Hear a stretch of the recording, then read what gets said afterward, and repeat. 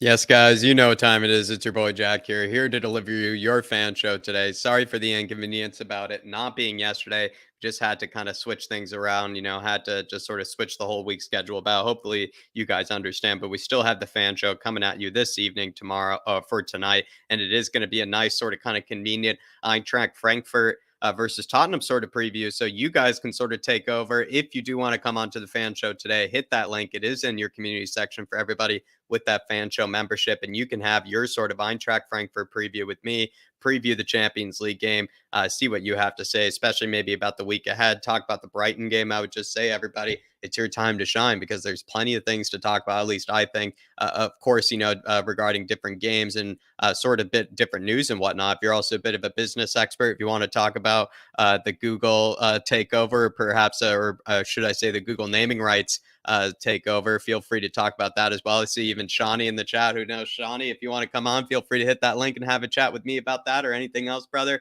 But everybody, while you're in here, do smash that like button. Keep getting your comments in the chat, everybody. Really would appreciate keep getting those comments in. I'll bring them up on screen, and do hit that like button. I'm going to get to some people right away, but since it's already kind of half nine, since it's already kind of getting a bit late in the evening, I do want to kind of get people on and so they can have their say. I don't want to kind of stall too much here, and so people can have plenty to say. But George Hill's in the house, nice and early. Harry Kane, it's like Thanos, inevitable and inevitable. In all seriousness, hope you lads are keeping well. These next two home Champions League games are critical. Win both, and we most likely qualify. Excited for the watch along. Come on, you Spurs. I wish Marseille were playing today, and Sporting were playing today. I didn't check if they were, but it doesn't look like we're able to see what happened between the likes of those two teams. If they had maybe given us a result today, George Hill, I think that would have been really nice, because then we would have been able to know what was needed in order to get a result tomorrow. Sometimes I feel like Spurs, when they know what's needed, maybe operate a bit better that way. When sort of the pressure is, I don't know, a bit more ambiguous and the pressure maybe is not as on, that's when we kind of see us slip up a bit. But I think 3 points is still a must. Big up George Hill. And the way we played against Frankfurt last time out, deserved all 3 points for sure. Big ups Stevie Frazier. Big ups everyone. I'm happy either way. Would like to see the 3-5-2 again, but reckon we'll get the win. Whichever, though, I do worry it could possibly suit them to counter us. The interesting thing, though, is, Stevie, is that we really dominated, I feel like, the likes of Frankfurt with the 3-4-3. So do we kind of mess it all up by throwing in an extra midfielder and taking off an attacker, or is that the right sort of move, considering that we do have sort of some forwards hurt? I think Lucas is finally available, but I don't really know how many minutes he really is going to get off that bench. So it is probably better, for just the sake of the forwards, just the sake of the injuries, and kind of the risk of injuries, maybe to go 3-5-2. But we kind of didn't need that extra midfielder against the likes of Frankfurt. So maybe we might sort of hurt things, but I'm only just trying to be devil's advocate here. Great comment, though, Stevie. Absolutely love it. Big up Adrian Troca. Good to see you. Good to see you, Mafi. Neil Thomas is in the house. Clement, good to see you. I feel like I haven't seen you in a while. Good to see you, Clement. King Hoddle, I have full confidence in Don Conte and the boys. The crowds are getting smashed tomorrow. Absolutely love it, King Hoddle.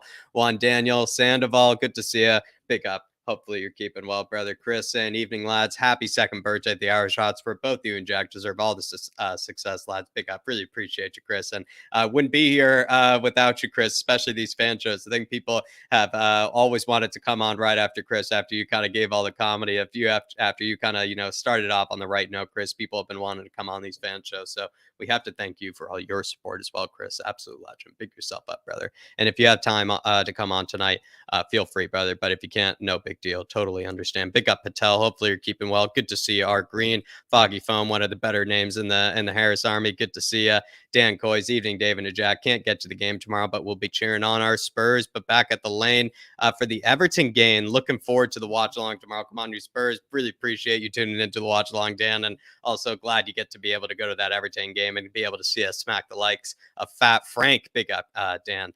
Good to see you, Shawnee. Thanks for tuning in, brother. Good to see you, Richarlison TV. Man, feel free to, I think you popped on just for a second there. And please feel free to pop on. I'll keep your spot in line, my man. Would love to have a chat with you. Big yourself up. George, who happens to be also a Spurs fan and an Hertha Berlin fan, a fantastic combination, if you ask me. Big yourself up, George. Hopefully you're keeping well. Big up, Mary W. Good to see you as well. Hopefully all is good with you. Really appreciate all your support all this time, Mary, especially around the second birthday time period. Really appreciate you. Good to see you, Graham. Making sure I'm not missing you. Good to see you, Graham. Appreciate you, brother. Good to see you. John Stokes is always absolute legend. Making sure I'm not missing any other legends in the house, like Terry right there. Good to see you. Shamu, of course, can't not say hello to Shamu. Hopefully you're keeping well. What a joke Mbappe is. Rolls on the ground like he's broken both legs, hip and arm. I must say he's making kind of a right fool of himself these days. Mbappe is. Robbie Keane is in the house. Good to see you, Robbie Keane. Stefan Blois as well. And wow, Blink 82 at Spurs. That's actually glorious. I mean, just shows that more reason for Google to be taking those naming rights, especially Blink 82 in the house. Good to see that. Big up, Stefan Blois. Good to see you, Simon Davis. Really appreciate all your support. Got Badrul Mazid as well in the house. Evening, lads. Happy second anniversary. Really appreciate your support. Badrul Mazid. Also really appreciate you as well. Rob Belcher, good to see you. And Rowan Kumar, good to see you. Making sure I'm not missing any member super chats. And glad I looked because Neil Thomas, big up Jack of the Harris Army. Hope you're well, member for 8 months. Big up Neil, and I really do appreciate you tuning in, my man, and I really appreciate your support all these 8 months. But we're gonna get straight into it, Neil. We're gonna get straight into this fan show for you. No more stalling from the likes of me. I'll put the order into the chat for you guys in the private chat. But the guy that we are starting off with is Rhode Island's finest, P Dubs. He's gonna get us started off today.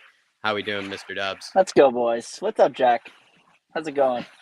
All is good. I feel like we have kind of some various things to talk about. We have that Brighton game, P-Dubs. We have the Google sort of naming rights takeover, if that at all interests you, if we could avoid that if you like. And then we also have this Frankfurt preview that we have to do. So plenty to get down to in this fan show. Where should we start? Yeah, cool. Well, we can. Let's start with Brighton. The thing that happened first. Yeah, let's start with what happened first. Brighton game.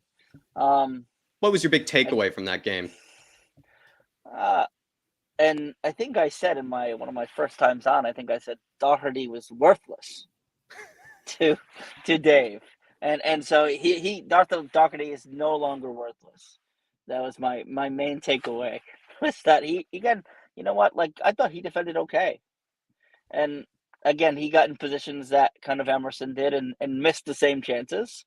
And, was he kind of sticking it to Conte? Do you feel like with that sort of performance, or was it not that great of a performance? Yeah, Do you think what were your thoughts on it? Was it like average performance, safe kind of performance? Yeah, what do you think? Again, it was as good as Emerson's have been. I think, it's been fine, just fine. Like, we don't have any explosive players on that side for that position. So, I think we just have one, basically one way of playing. I mean, again, I do think Doherty does have some potential going forward, but again, let's see. I mean, give him a running game as in the league, and again, next 3 games at least, unless unless hell freezes over and Spence starts. Like, a lot of people see Spence starting. A lot of people are pretty happy, let's be honest, not to see Emerson any longer. I think what we really all wanted was to see Jed Spence. The question is, will we ever see Jed Spence? So if you were to make a prediction here, would we continue to see Matt Doherty for these Premier League games and then see Emerson for these Champions League games? Will we ever get a crack at seeing Jed Spence? Because I don't know about you, P-Dubs. I feel like that's what we all really wanted to see was Jed Spence, but a lot of people just want to see something different than Emerson. Let's be honest. Yeah, absolutely. And like, again, you want to see a young guy. Whoa, there he is. There's the big boy. I think your mic's Sorry, off. we interrupted you though. What? No, it's fine. No, it's fine. No, I mean, everybody wants to see Spence. I want to see Spence. I want to see what he can do. Again, but I think for me, the only time he's going to get in is in the cup. In the Carling, or in the, what is it now? Not the Carling Cup, right? The League Cup, basically. The League Cup. Yeah. League Cup. And that's it, I mean. I think, though, on a normal year, my man, we would have seen Spence by now, because obviously that competition would have started for us by now. But the fact that it would have been put to the end. What do you think we should do with Spence in January? Because Tottenham have come out and said basically, like, he won't be going anywhere really in January, but do you think it's worth the guy staying around and being around these top professionals and experienced pros, and maybe learn what Conte wants him to do day in, day out? Or do you think it's more beneficial for him to get back out on loan and get into first-team football, playing men's football? Because a lot of ex-pros do say that, playing getting out. You can't replicate getting out there and actually playing, and the tricks of the trade you use, and the more experience you get playing in the first team. So what do you think Tottenham should do with Spence? Yeah, sure. Again, like those are good points, Dave. And I think it'd be great for Spence to go out there, but it's not no chance in hell. I don't think, because of what happened last year.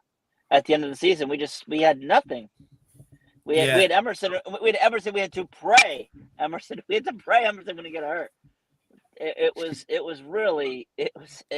not going to happen again, and Chikante will make sure of it.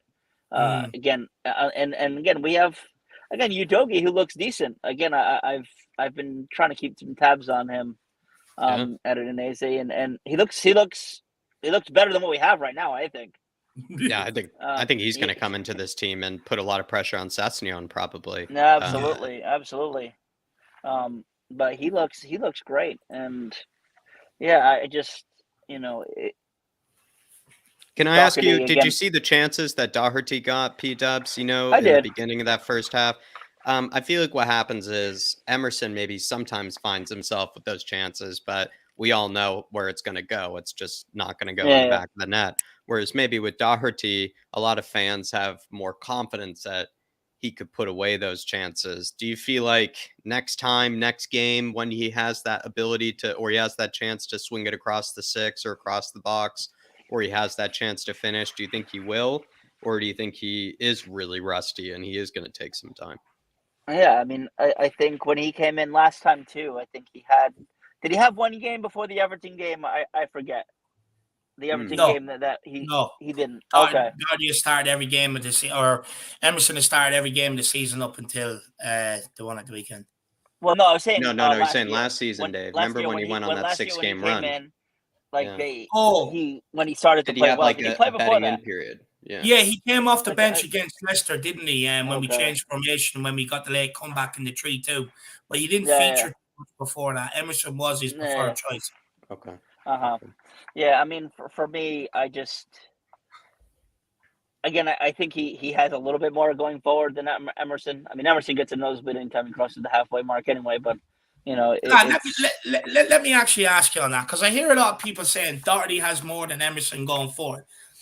If I'm being honest, not much, David. Yeah, no, but you're talking kilograms and. What I want to know is what do you think he offers going forward that Emerson doesn't? Because when I looked at the game, right, in my opinion, we praised Doherty for being defensively good, winning headers and being in the right position, which Emerson naturally really kind of does anyway. But all of a sudden, he had a good game. But if Emerson was to play like Doherty did going forward, Emerson would have a bad game. So what is it exactly maybe that Doherty done that Emerson hasn't done that has given fans more belief in Doherty?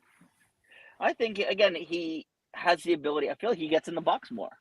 Like, I mean, just the eye test, just a straight eye test. Is that true, though? Because Emerson could have had a hat-trick against Frankfurt. Yeah, he put all those balls in the stands, didn't he, too? Yeah.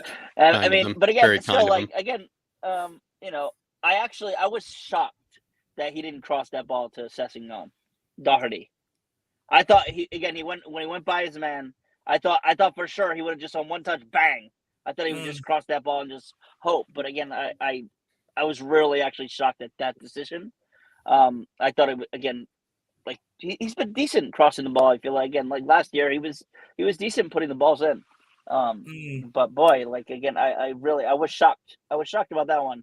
And again, and the hit that he had that he put over the bar. That was a tough ball anyway. It was on his weaker foot as well. Yeah, it was. Yeah.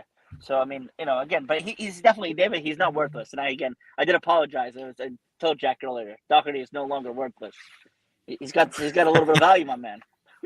I actually he's on the rise. I actually think it's genius what Conte has actually done at that right wing back position. If you look at it, right, he's actually used.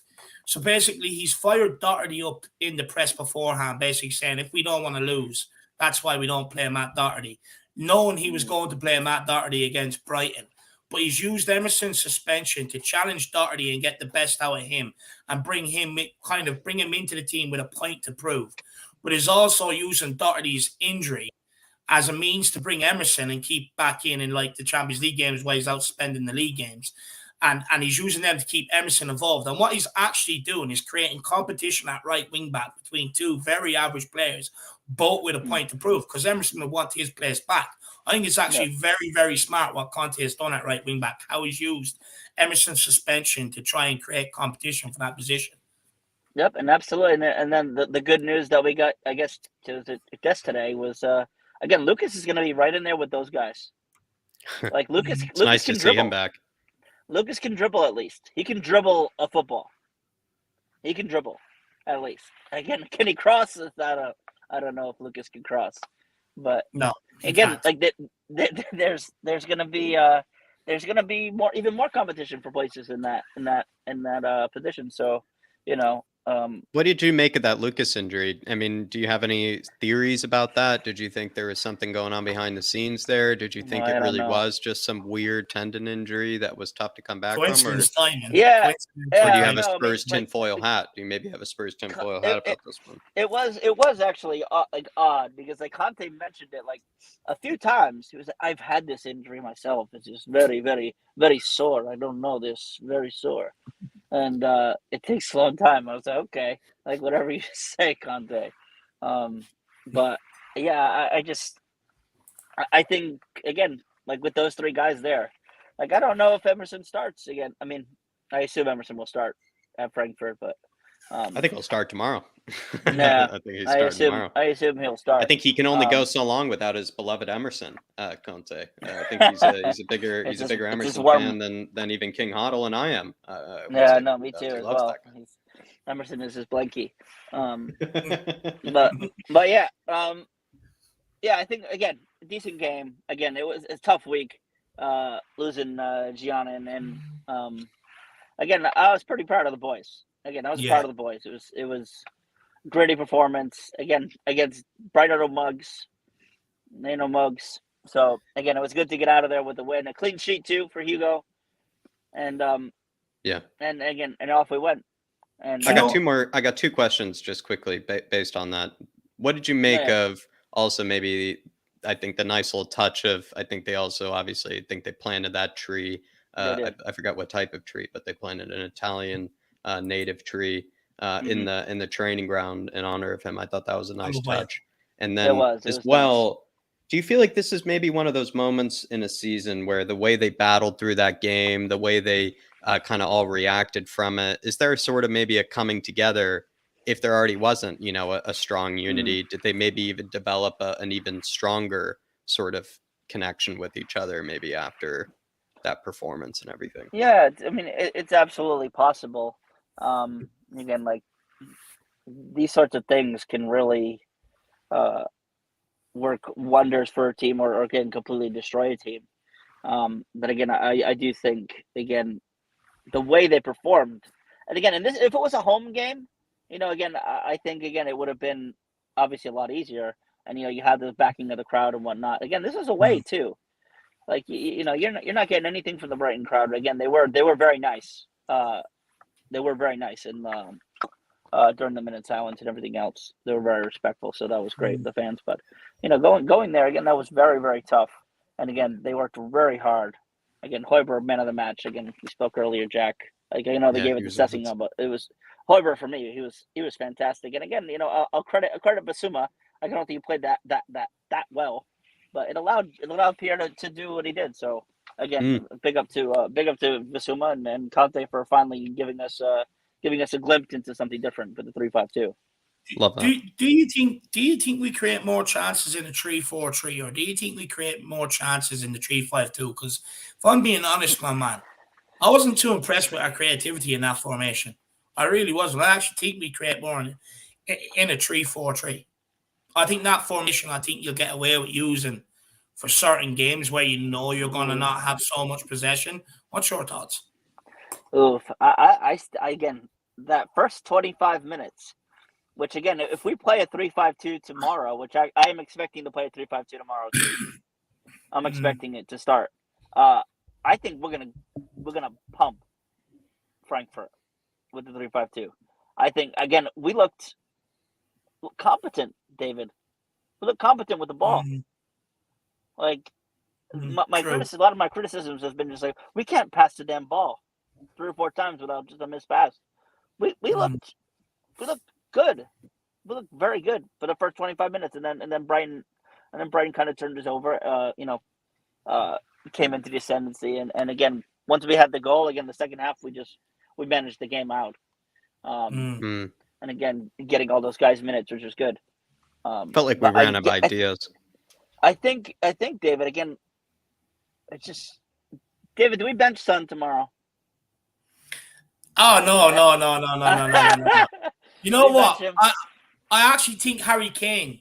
I think you might actually. I don't think he will because the importance of the game. We have to win tomorrow because how tight the group is. But with Harry Kane limping off at the end of the Brighton game. Now, I know they've come out since then and said, well, there's nothing wrong. But for me, do you take a risk knowing the amount of games you have left coming up and play Harry Kane in fear you might agitate something? Or do you take the risk? For me, I think Son is a certainty to play tomorrow.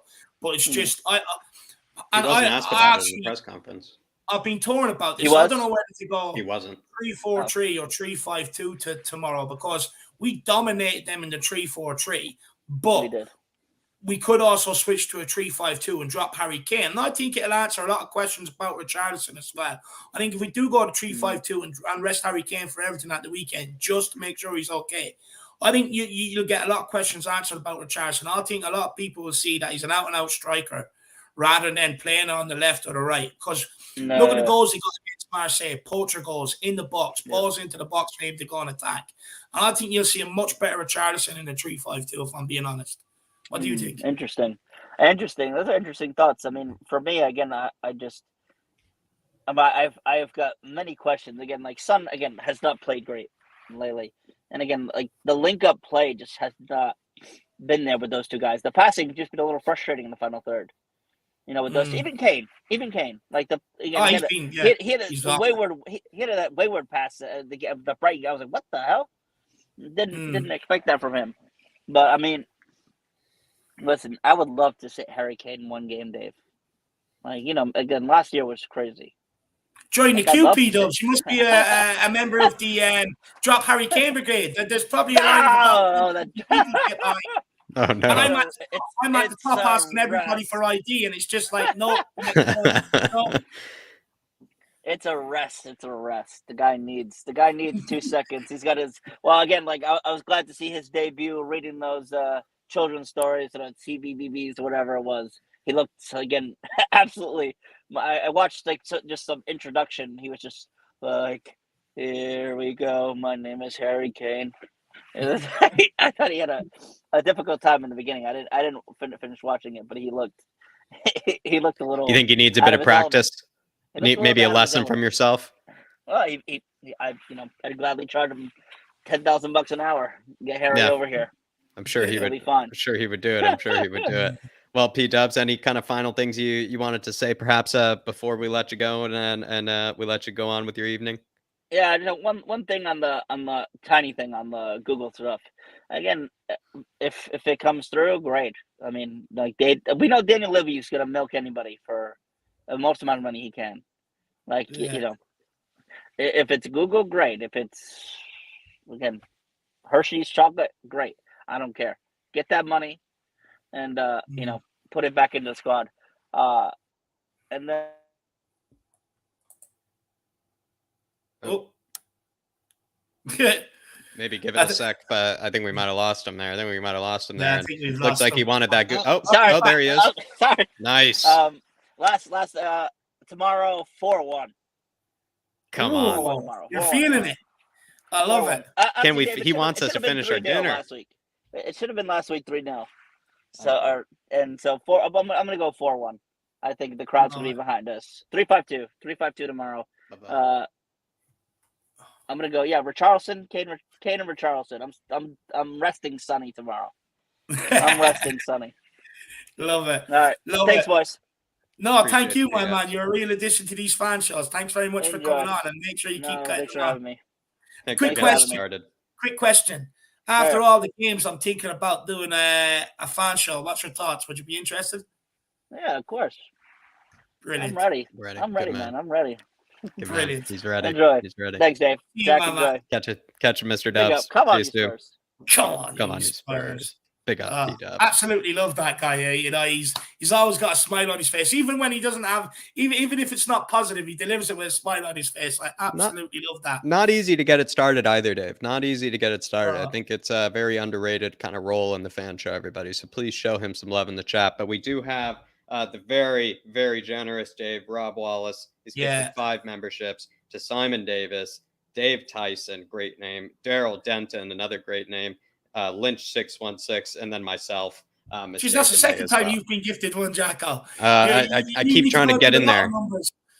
I keep trying to get in there, Dave. Perhaps, maybe one day I'll sneak on one day. Maybe you're just running it yourself, even, just to keep you on edge. But big up, Rob Wallace. Appreciate your support, brother. And Simon Davis, Dave Tyson, Daryl Denton, Lynch 616. I know it's a bit late, but if you got it in you, feel free to come on. There's plenty to talk about. Brighton, this Eintracht Frankfurt preview, this Google kind of takeover as well. So plenty of stuff to talk about. But if it's not for you, feel free to come on maybe after the game tomorrow. Plenty of fan shows coming up. Plenty of different ways to come on. Don't feel pressured. But if you do want to come on and have your say. And also anybody as well, feel free to grab that membership as well. If maybe Rob Wallace, if you weren't lucky enough to get that Rob Wallace generosity, it's in the description as well, everybody.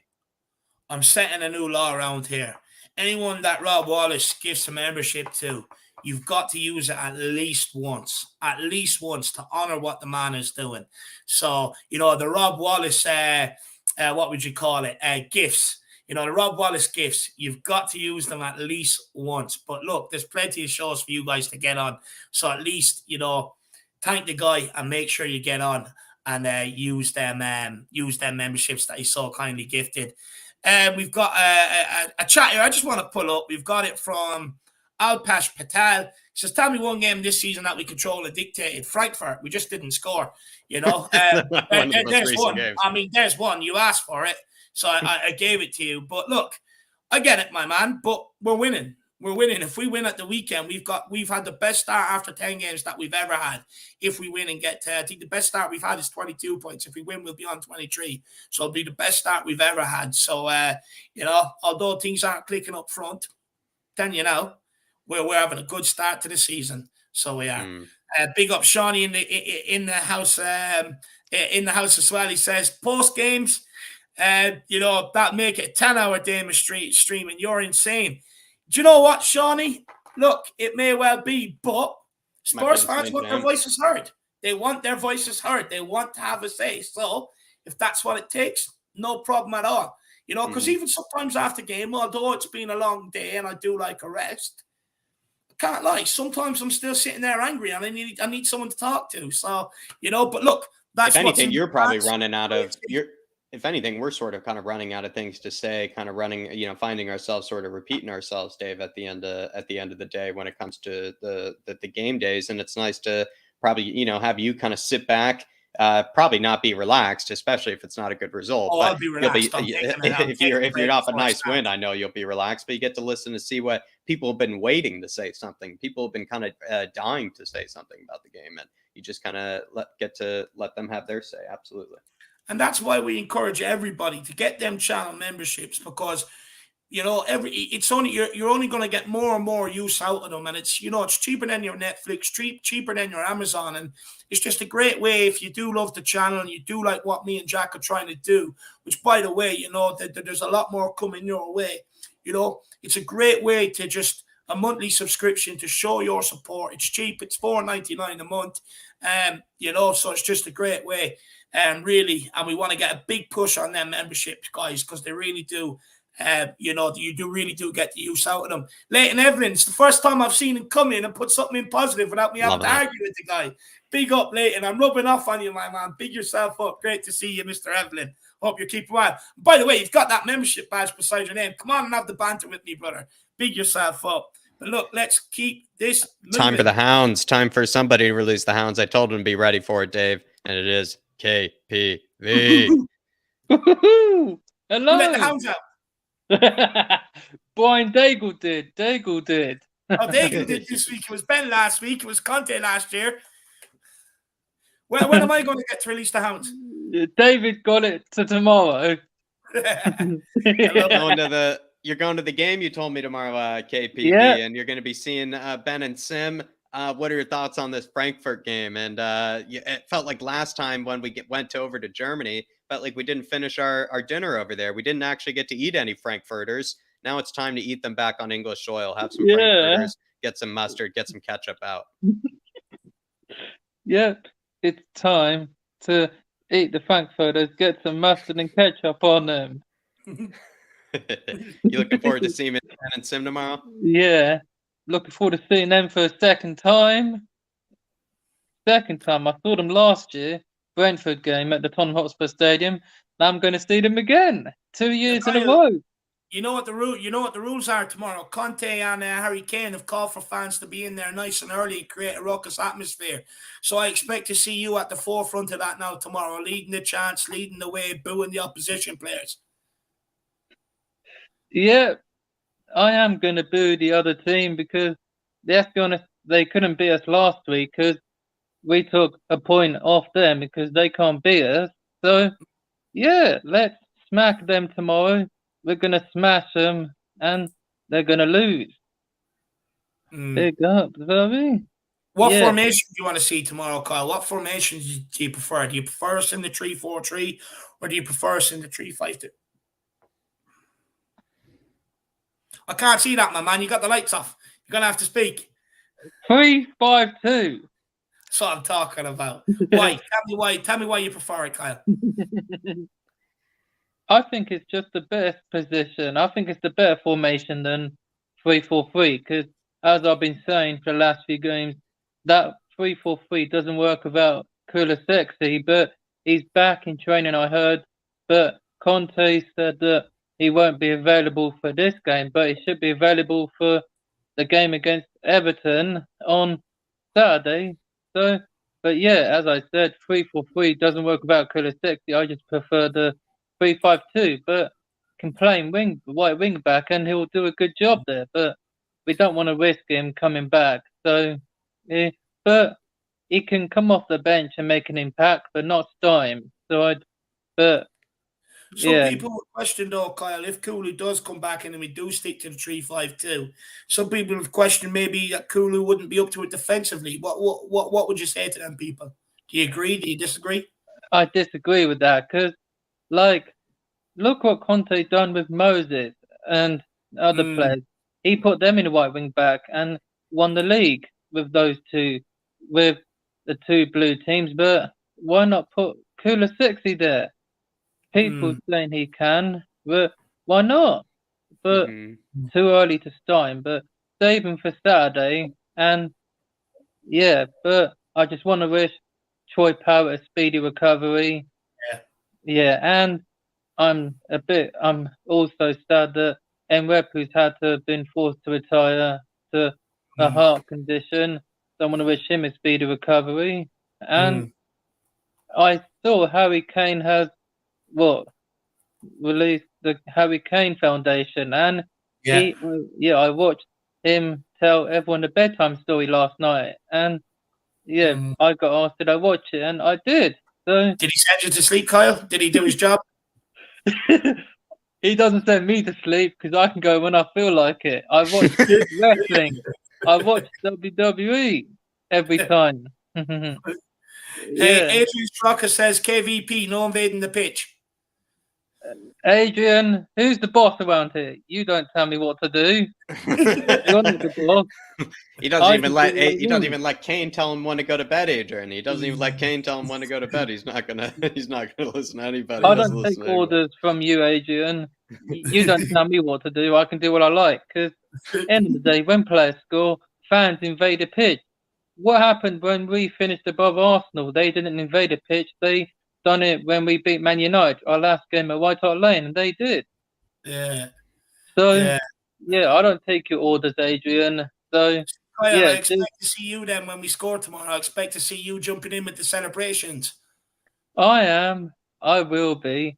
And I'll be taking some pictures. And I'm going to have a picture with Ben and Sim like I did last year. But I've asked my key worker to take a better one because I'm trying to set as my wallpaper, but it's no good. So I'm gonna have to have a better one. Then I can use as my wallpaper, and I'll send you it. Like, I think you saw it in a group chat on Instagram and on WhatsApp. Oh, I see your picture you have with them last year, 100%, my man. Yeah, so that was yeah. You'll get a better one this time, so you will. Get one that's a bit closer up. Yeah, because I'm on their match day vlog against Brentford at the Tottenham Hotspur Stadium from last year, and I've been watching on YouTube, and yeah, so I'm on their match day vlog from last season. So yeah, this one is going to be even better. Nice. Good. So I'm Good man. excited for the I game. can't wait to see you in this one. Yeah, you better be watching it and the fan cam video, because hopefully they better put something better on the fan cam, like who ate all the Frankfurters? Who invited the jackasses? Love it. Yeah, Kyle, is there anything else you want to say to Spurs fans before we let you go, my man? yeah, everyone who's going to the game, you heard what Kane and Conte said. We need to make this a big atmosphere, and for Gian Piero, there's only one Gian Piero, one Gian Piero. There's only one Gian Piero. So make sure you sing his name, everybody. And yeah, he'll be looking down on us. Let's get the 3 points, and yeah, let's hope Marseille can do us a favour, beat Sporting, and we go top. And we've got Sporting a few weeks later at home, and then the French team after that in theirs, because I don't care if we lose, because we still qualified. Even if we win tomorrow and the home game is Sporting, we've qualified. So score prediction, I'm going for 4-0. Love it. Or 5 actually. A bigger scoreline, 5. Well, I think we're going to score goals because you're there. You're our lucky charm. Yeah, I'm the lucky charm. Yeah, and I expect Son to get on the score sheet because, yeah, I want him to score. So he will. Yeah, he will. It's Ronaldo. So yeah, Son to score all 5 would be nice. I don't know if you'll get that wish, but KPV, give me a big come on, you Spurs. Come on, you Spurs. Louder than that, my man. You're supposed to be pumped up going to the stadium tomorrow. Louder. Come on, you Spurs. You don't want to wake anybody up, I can tell. But big up, KP, my man. Get an early night rest. Go to sleep. Turn off the wrestling. And make sure you're fresh for tomorrow, all right? We need you. All right, no worries. Big up, KPV. We'll see you. We'll see you soon, brother. Everybody show KPV some love. Everybody show him some love in the chat. And as well, everybody keep him away from the wrestling tonight. He's supposed to be with Sim and Ben tomorrow. He's supposed to be up bright and early enjoying the Spurs, not enjoying the wrestling. Big up, KPV. Legend KPV. The boat do it says we didn't create anything with the 3-5-2. They may play a back 3, and we need our wing backs to be up while attacking. Our wing backs defend really well, but they need to be better going forward. I could not agree more with you. Look, when I look at games, we don't put enough crosses into the box, but you know it also breaks down a lot with the forwards. So we're having problems at the minute clicking going forward, and it needs to be sorted out. Because when I was looking at it today, and Richarlison is the only player to score in the Champions League for us this season. Them 2 goals at Marseille. Apart from that, we haven't scored. So something needs to change going forward, big time, the bottom duty. And we just need people to get down the wing, get crosses into the box at every opportunity, start playing balls in behind when given the opportunity. Just asking more questions of the back line. Big up the bottom duty. Good to see you, my man. Good to see you. If we have a good victory tomorrow, I might actually go for a nice chicken korma with egg fried rice if we win tomorrow. Big up the bottom duty. Israel Uncovered says, come on, you Spurs. Thank you, David and Jack, for everything. Wow, my man, I really appreciate that. Appreciate you. Really appreciate it. But no, look, we appreciate everything that everybody has done for us. Yesterday was our 2-year anniversary, the 2nd year of the channel. I'll be honest, it seemed like a lot longer. But, you know, it's all the fans. And this is something I wanted to do when I first, started. I wanted to be speaking to Tottenham fans. I wanted to open myself up to Tottenham fans, communicate, and build a community where I hope we can all contribute together. And it's been going that way, and hopefully we can keep it going that way. But big up, Amir. and really appreciate the support, my man. Big up, Amir. Absolute Big legend. up, Hopefully we Johnny. can have you on soon, brother. Appreciate you. Yeah, big up, Amir. Legend. Big up, Zoe. Good to see you in the building. Hope you're keeping well. Big up, Johnny Stokes. Great to see you, my man. Really appreciate you plugging everything on Twitter for us, my man. We don't even ask you. It's an absolute legendary thing. So thank you. I really appreciate it, my man. Kiwi Yido says he wants the merch. Look, I'm a bit torn on it, to be honest with you, because, look, merch would be nice. I'm not sure how much interest there is, but I also don't want to be pushing loads of things on you guys. You know what I mean? It's up to you whether you want to, you know, if we put out merch to buy it, or it's up to you whether you want to grab memberships to help support, or super chat to help support, or whatever else. And I don't really want to be pushing loads of things on you guys. So if you want, because I'm conscious of that. Like, I don't like watching channels myself where there's constant ad breaks, people constantly selling you stuff and stuff like that. So look, it's if people want it, let us know. And if there's enough demand, we'll definitely do something about it. But big up, Kiwi, you know. We've got Leighton Evelyn in the house. Says Dave Jack, I've got nothing negative to say until after tomorrow. I'm at work listening illegally, if you know what I mean. But we'll come on another show. No, big up Leighton Evelyn. No, I absolutely love the banter we have, my man. I love the way you see things from one side and I see it from the other, but we can still have a laugh about it. Look, hopefully this fan show helps get you through work, my man. Make sure you don't get in trouble, of course. We don't want anyone losing getting warnings over it, for sure. But make sure you do come on and see us one day. You keep evading me. You came on ages ago. We had a good convo. Get yourself back on here, Leighton, my man. Big up, Leighton. Brother, I hope you're keeping well. Find a time when you don't have to hide from the boss or anything, Leighton. Big yourself up, my man, and then talk to Davo. Have that, have the part two. Big up, brother. Big up, my man. Big up, Shamu. Great to see you in the building. Big up, Anthony Gray. He's THFC till I die, right off the back of a good stream with Mickey Hazard, Tottenham legend. So everybody do get over and check that out. A very good interview, very funny story he told us. Well, big up, Anthony Gray. Good to see you. Big up, Carl Simpson. Great to see you, my man. Mickey Hazard is a good guy. He's a good bloke. He's a legend. So he is. Who else have we got here? We've got Andrew Michael Cooper. Evening, lads. Big up, my man. Great to see you in the building. Hope you're keeping well. We've got Rajak Valecha. Big up, my man. Great to see you. We're all doing good, and I hope you're keeping well. Claude Murphy as well. Good to see you in the building. Hope you're keeping well, my man. Who else have we got? We've got Peter M. Great to see you. Peter. Good to see you in the building. Also, listen to Johnny Stokes. He's in charge of the like situation today. So what we're going to do every stream, we're going to designate putting someone in charge of getting the likes up, because, look, I don't want to have to keep mentioning it, but they are very important to what we do. It's free, and it just helps us in the algorithm. The more likes on a video, the more it gets pushed out for others to enjoy. So tonight, Johnny Stokes, you're in charge, my man. Big yourself up. Get them all to smash that like button. Do it with a bit of charm as well, though. Big up, my man. We've got the button. Why do you start? Who do you start in a must-win game? Richarlison or Basuma? Basically, I think what he's saying is 3-4-3, 3-5-2. 3-4-3, Richarlison plays. 3-5-2, it's Basuma. Oh, man. I think I know my answer. I'm not a man that likes change. I want to go with the 3-4-3. We absolutely dominated them at their stadium in the 3-4-3, and I definitely think we're good enough to go and do it again. I think we create more chances in the 3-4-3, although I have my gripes about Richarlison. Look, for me, I would go with the 3-4-3. I love attacking players. I prefer to see extra attacking players on the pitch. 3-5-2, I think, helps us against teams that maybe are expecting to dominate the possession or better on the ball than maybe what we are, and I think it serves its purpose. But I wasn't impressed with us going forward, if I'm being brutally honest. So I'm going with Richarlison, to be honest with you, the bottom do it.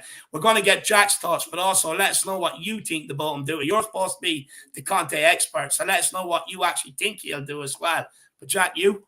I enjoyed the free-flowing attacking football, I must be honest about him, dude. But in the cup finals, I'm very much a Jose kind of cloth. I'm very much cut from the most conservative you can go, basically, when you reach those one-off games. I'd rather honestly put probably about, if I could afford it, to put 14 men behind the ball, I'd probably be able to do it in those kind of cup final games. I really am that sort of way. I really don't like taking risks in those situations. I almost kind of prefer if my team actually almost even drops the line a little bit. I'm actually a bit happier sometimes with playing a bit deeper, obviously not too deep, but I'm just that sort of way. It's just kind of how I look at one-off games to bottom dude. I kind of don't like taking risks, where if it were kind of like a league campaign, I think I'd probably answer that completely differently. If it were like a league campaign, I think I'd probably say Richarlison. I'd try to rather find a way to make that 3-4-3 for the campaign for the whole season. I'd rather try to make that 3-4-3 work, maybe take some risks. But with like a one-off game, I think I'd go as conservative as possible. But that's just kind of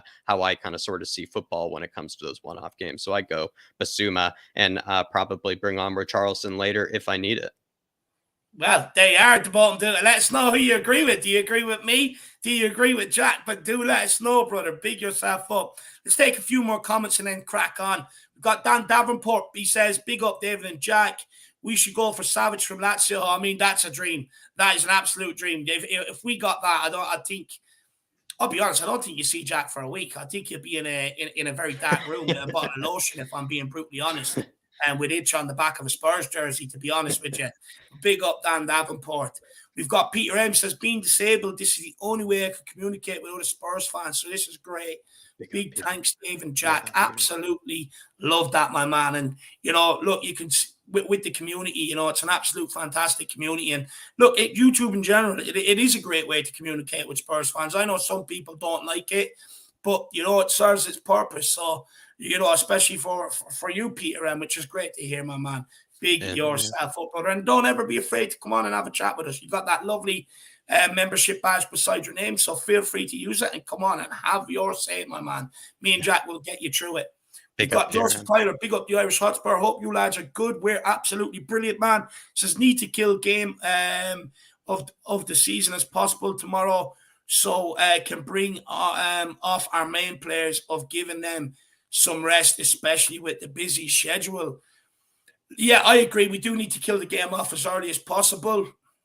Look, it's a game where I don't know. I just got a feeling our forward line will actually click tomorrow, but we'll wait and see. Because to be honest with you, I'll put a lot of the maybe disappointment in the European campaign so far, maybe, you know, people's disappointment in the performances down to the lack of goals. I'll be brutally honest, and therefore you got to put that on the forward players because they are getting plenty of ball. Conte's also alluded to it, so we need a big game from whoever starts tomorrow, and whether it's Kane's son, whether it's fucking son Richarlison, it does not matter. We need a big game from them tomorrow, and they need to be putting the ball in the back. I know what you're saying, Joseph. I do know what you're saying because you want to see the likes of other players rotate on. And in order to do that, we need to go ahead early. I mean, Conte's not going to rotate on players when we're only up by one goal or we're still trying to win the game. And that's why you'd like to see us go ahead early and maybe win the game nice and early so that we can rotate in those players. Absolutely, Joseph. Certainly. Big up, Joseph. Absolute legend. Big up, Paul Markey. I agree with that. I do agree with that. But when I look at the midfield that we played against Frankfurt and I look at the form Højbjerg and Bentancur are in, they dominated that midfield as well that day. So for me, I would go back to the 3-4-3. But I do see what you're saying. THFC till I die with the super sticker. Yes, it is. And it says my hero. And I'm pretty sure we're going to be hearing about one of his heroes because he just got off a conversation with Mickey Hazard, Dave Dermott did. That's what the super sticker is. He's all loved up.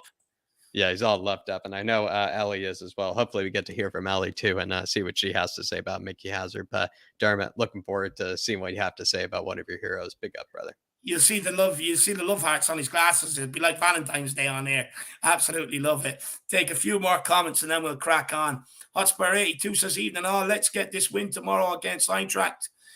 With this group as tight as it is, head-to-head results could be a deciding factor.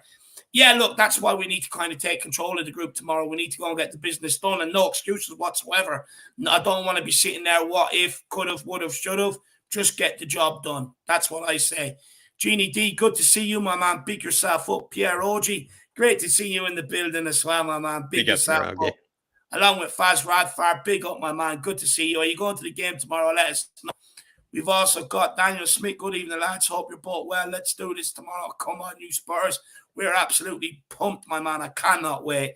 I was just sitting there, reminiscing last night, and it's like, you've got to be excited for the Champions League. How long have we been sitting there pining to get back there, having to watching us lose to NS Mora, lose to Zagreb, barely scrape by in the Europa League in the early rounds? We've gone through all that pain to enjoy Champions League football. So let's go in tomorrow enjoying it, my man.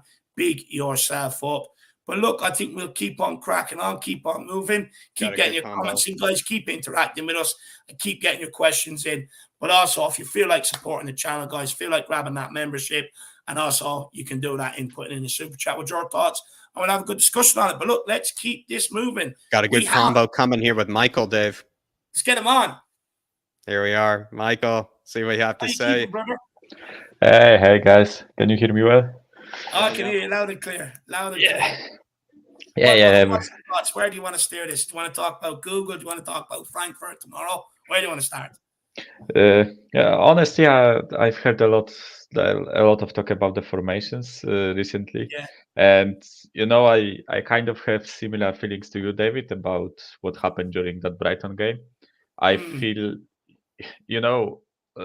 let me start with this. I see why this formation is really useful for us, and I see how we can use it in the games. I just don't feel like if we play against, let's say, weaker opposition like Frankfurt, with no disrespect, it's not going to do us any justice, I don't think. Yeah, like with no disrespect to Frankfurt or other teams, right? But they are technically a weaker opposition than us. So I feel like in those situations, I prefer a 3-4-3 because I feel like it complements our players better, especially now that we got the information about Kulusevski possibly being back for Everton game, right? Because Conte said like he's pretty much there is like 5% risk with the Frankfurt game, so he doesn't want to risk him. He prefers to start him at the weekend. Yeah. So with him back, I feel like this 3-4-3 formation complements our attacking line better, and I feel like we are more creative in that formation.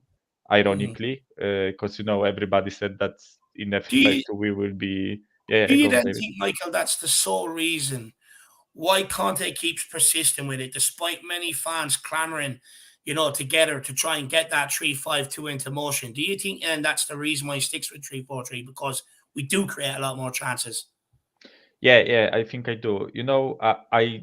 I understand, and I subscribe to the idea that 3-5-2 is more creative when you have the players for it.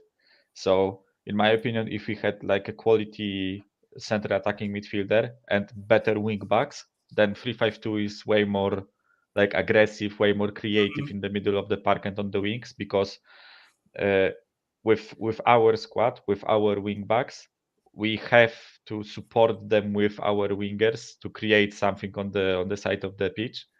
Whereas if we had better quality wing backs like whoever, like Hakimi and Perisic, for example, right? I know we have Perisic, but if we had those two on each side, then I think they could create by themselves without the help of the winger. Then it would be more beneficial to have two strikers up top because they can create for them together with the attacking midfielder. Whereas with our squad, I feel like most of our creativity comes from our wingers, not wing backs, but wingers, which is Son and Kulu, especially Kulu when he is fit, right? So in my opinion, it suits our players better to play 3-4-3 until we get players to play other formations. But I also want to raise a point that I really liked how solid and compact we were in a 3-5-2. And that's why I said I think there is a lot of use for us out of that formation. Because I feel like in a match against Frankfurt, we should start with a 3-4-3. Because I think that we can like show our quality. We can show that we are actually like better footballers than them. But against like a high pressing, like high energy teams like Arsenal or Liverpool, I feel like 3-5-2 is really useful because we are so solid, we are so defensive with the players that we have that I think it can tire them out. It can completely like shut down their attempts at our goal. because our midfielders are pretty much all CDMs, right? Maybe like maybe a better chance to hurt them with our fitness, even with that 3-5-2. Yes, exactly. And in a match like against Arsenal, I would prefer to start with a 3-5-2 and switch to a 3-4-3 when they are tired. And in a game against Frankfurt, I would like to see the opposite. I would like us to start with a 3-4-3, like score 1 or 2 goals with our quality, and then go to a 3-5-2 and shut the shop up. Because I agree. As you said, David, I feel like against Brighton, it was nice that we were so solid and we didn't concede thanks to that. But going to the other end of the pitch, we weren't really that dangerous. I thought we ran out of ideas after like 60 minutes. It felt like. Yeah, see, like it changes. We couldn't. It changes because what Michael said is very, very important. In the 3-4-3, the creativity does come from our wingers, like the likes of Son or Kulu, because Emerson isn't creating anything. Doherty didn't create anything when he was there.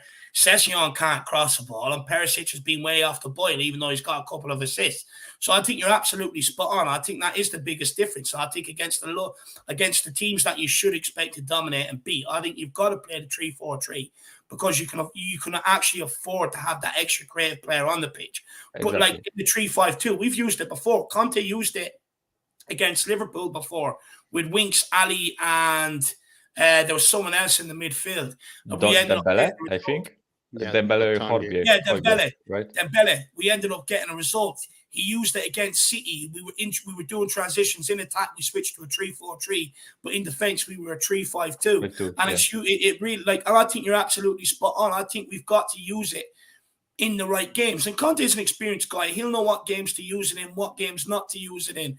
And I think you're absolutely spot on there, Michael. And that's where I'm at with it right now. I think it has its purposes, the 3-5-2, but it shouldn't necessarily be our dominant formation. I think there should be some flexibility within it. Like you said, switching to it to see out games where maybe teams are coming on to us and we're struggling to get a foothold in the game, or starting off against big teams where we need to try and get a foothold in the game first and then switch to a 3-4-3 if we need to go and chase the game. But if you can go 1-0 up, it serves the purpose for the whole game. I think you're absolutely spot on.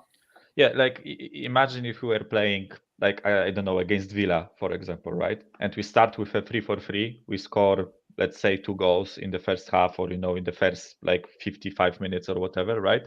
And then we switch to a 3-5-2 with Bissouma, Højbjerg, Bentancur, Romero, Dyer, Lenglet, Royal, and whoever is on the left wing, like Sessegnon, for example. Imagine scoring against that. Like that's eight defensive-minded players. And I don't mind playing defensively when it suits your tactic, right? We spoke about it plenty. Of course, I love free-flowing, attacking football, dribbling, and all that shit, right? But you have to be smart about how you play. And I feel like those two formations with the players that we have are really like binary, I would say. I know that we aren't attacking in a 3-4-3, like we aren't that free-flowing team, right? But we are more creative, in my opinion, in a 3-4-3, and that's not a dig at our midfield. I think that Bentancur and Højbjerg actually showed us this season that they can make a through ball. They can make a direct pass to direct cutting pass, but it shouldn't be their role in a 3-4-3, and that's why I don't mind when they don't show like much creativity, because in that formation I feel like it should be coming from the sides, because we create overloads with 2 players on each side, right? So yeah, I really enjoyed that we actually got to see a 3-5-2, because now we can analyze it, we can see what the advantages of it are. And as I said, I feel like it's really advantageous to use it as a finishing move, let's say, in a game. Also, it's really good to use it as a starting move against a better opposition than us, because let's face it, there are better teams than us, right? If we played against PSG, I wouldn't want to start with a 3-4-3, because I feel like their wingers would just rip us apart. Neymar and Mbappe and Messi, I would prefer to start with a 3-5-2, but when they get tired, we can switch to a 3-4-3, and PSG already has like problems with coming back on counter attack. So imagine if in a 60th minute, when their forwards are tired, we put on another forward in, and we actually like threaten them with a counter attack. So Mm-hmm. but that's just examples, of course. But yeah, I really enjoyed that we got to see a 3-5-2. I think we got to see also though, Michael. I think we got to see maybe a lot of people basically were also though maybe saying that the 3-5-2, like Conte was stupid almost not to play the 3-5-2, and I think we got to see also the limitations of it, because while we maybe were getting a bit frustrated with the 3-4-3, we got to see maybe what the 3-4-3 provides and maybe what the 3-5-2 doesn't. Because if you ask me, I thought we started to run out of ideas, and it almost felt like Brighton even maybe figured us out after a while with the 3-5-2. They started to almost kind of figure out maybe what Son was doing, because the person that seemed to really be causing them havoc was all the different spots across the pitch that Son was kind of taking up, and kind of all the times that he kept running in behind. But they almost seemed to kind of figure it out after a bit of a time period, and he wasn't really causing as much havoc. So I think we need better players in the future to maybe get the most out of that 3-5-2 for it to be maybe more of a mainstay. And so I think it is nice though that maybe some fans who were really calling for the 3-5-2, I think we were all calling for it. Don't get me wrong, we all were. But it was nice to see its limitations. It was nice to see its limitations. Yeah. As I said, I said that I would like to see it. I saw it now, and as I said, it's really useful for us. I just don't think that against all the opposition we should use it. Only we should, like, you become too defensive, you become too passive, and all you're going to end up doing against some of the teams where you should be really kind of dominating and testing a goal, all you're going to end up doing is giving them encouragement, and then they're going to start coming out, and then all of a sudden you're in a position where they're kind of coming at you, and you just have your backs up against the wall trying to stop it. So you've got to be very, very clever. But look, we've got to remember, Conte is an absolute winner. He's got a trophy cabinet full of them. Instead of sitting here questioning him all the time, I think we need to start looking into, finding the positives is what he's trying to do. Because everyone keeps questioning, why does he start Emerson? Why does he start Emerson? And then look, all of a sudden now, between Emerson and Doherty, we've got competition going on there on who wants to grab that shirt. And he's used that situation excellently.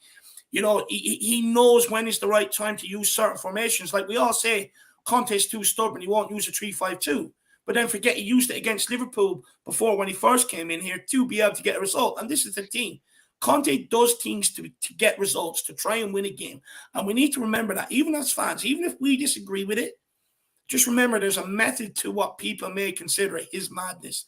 But there's a method to it. And he knows what it takes to win. So just trust the guy. But look, go on. Exactly. I trust him fully. There is no doubt in my mind that he's the best person that we can get on that position. What I feel like what I can criticize about Conte is his, like, maybe in-game management. As one of the comments pointed out that you highlighted, Jack, someone said that he won't forget Conte for not starting a 3-5-2. And against Arsenal, sorry, and I don't mind that form of criticism, because I feel like 3-5-2 would have suited us better in that game. But I'm not gonna criticize Conte for not playing like fascinating football with the players that he has. Like, I can see the 20, like 4, 5, 6 bodies that we have in that squad, right?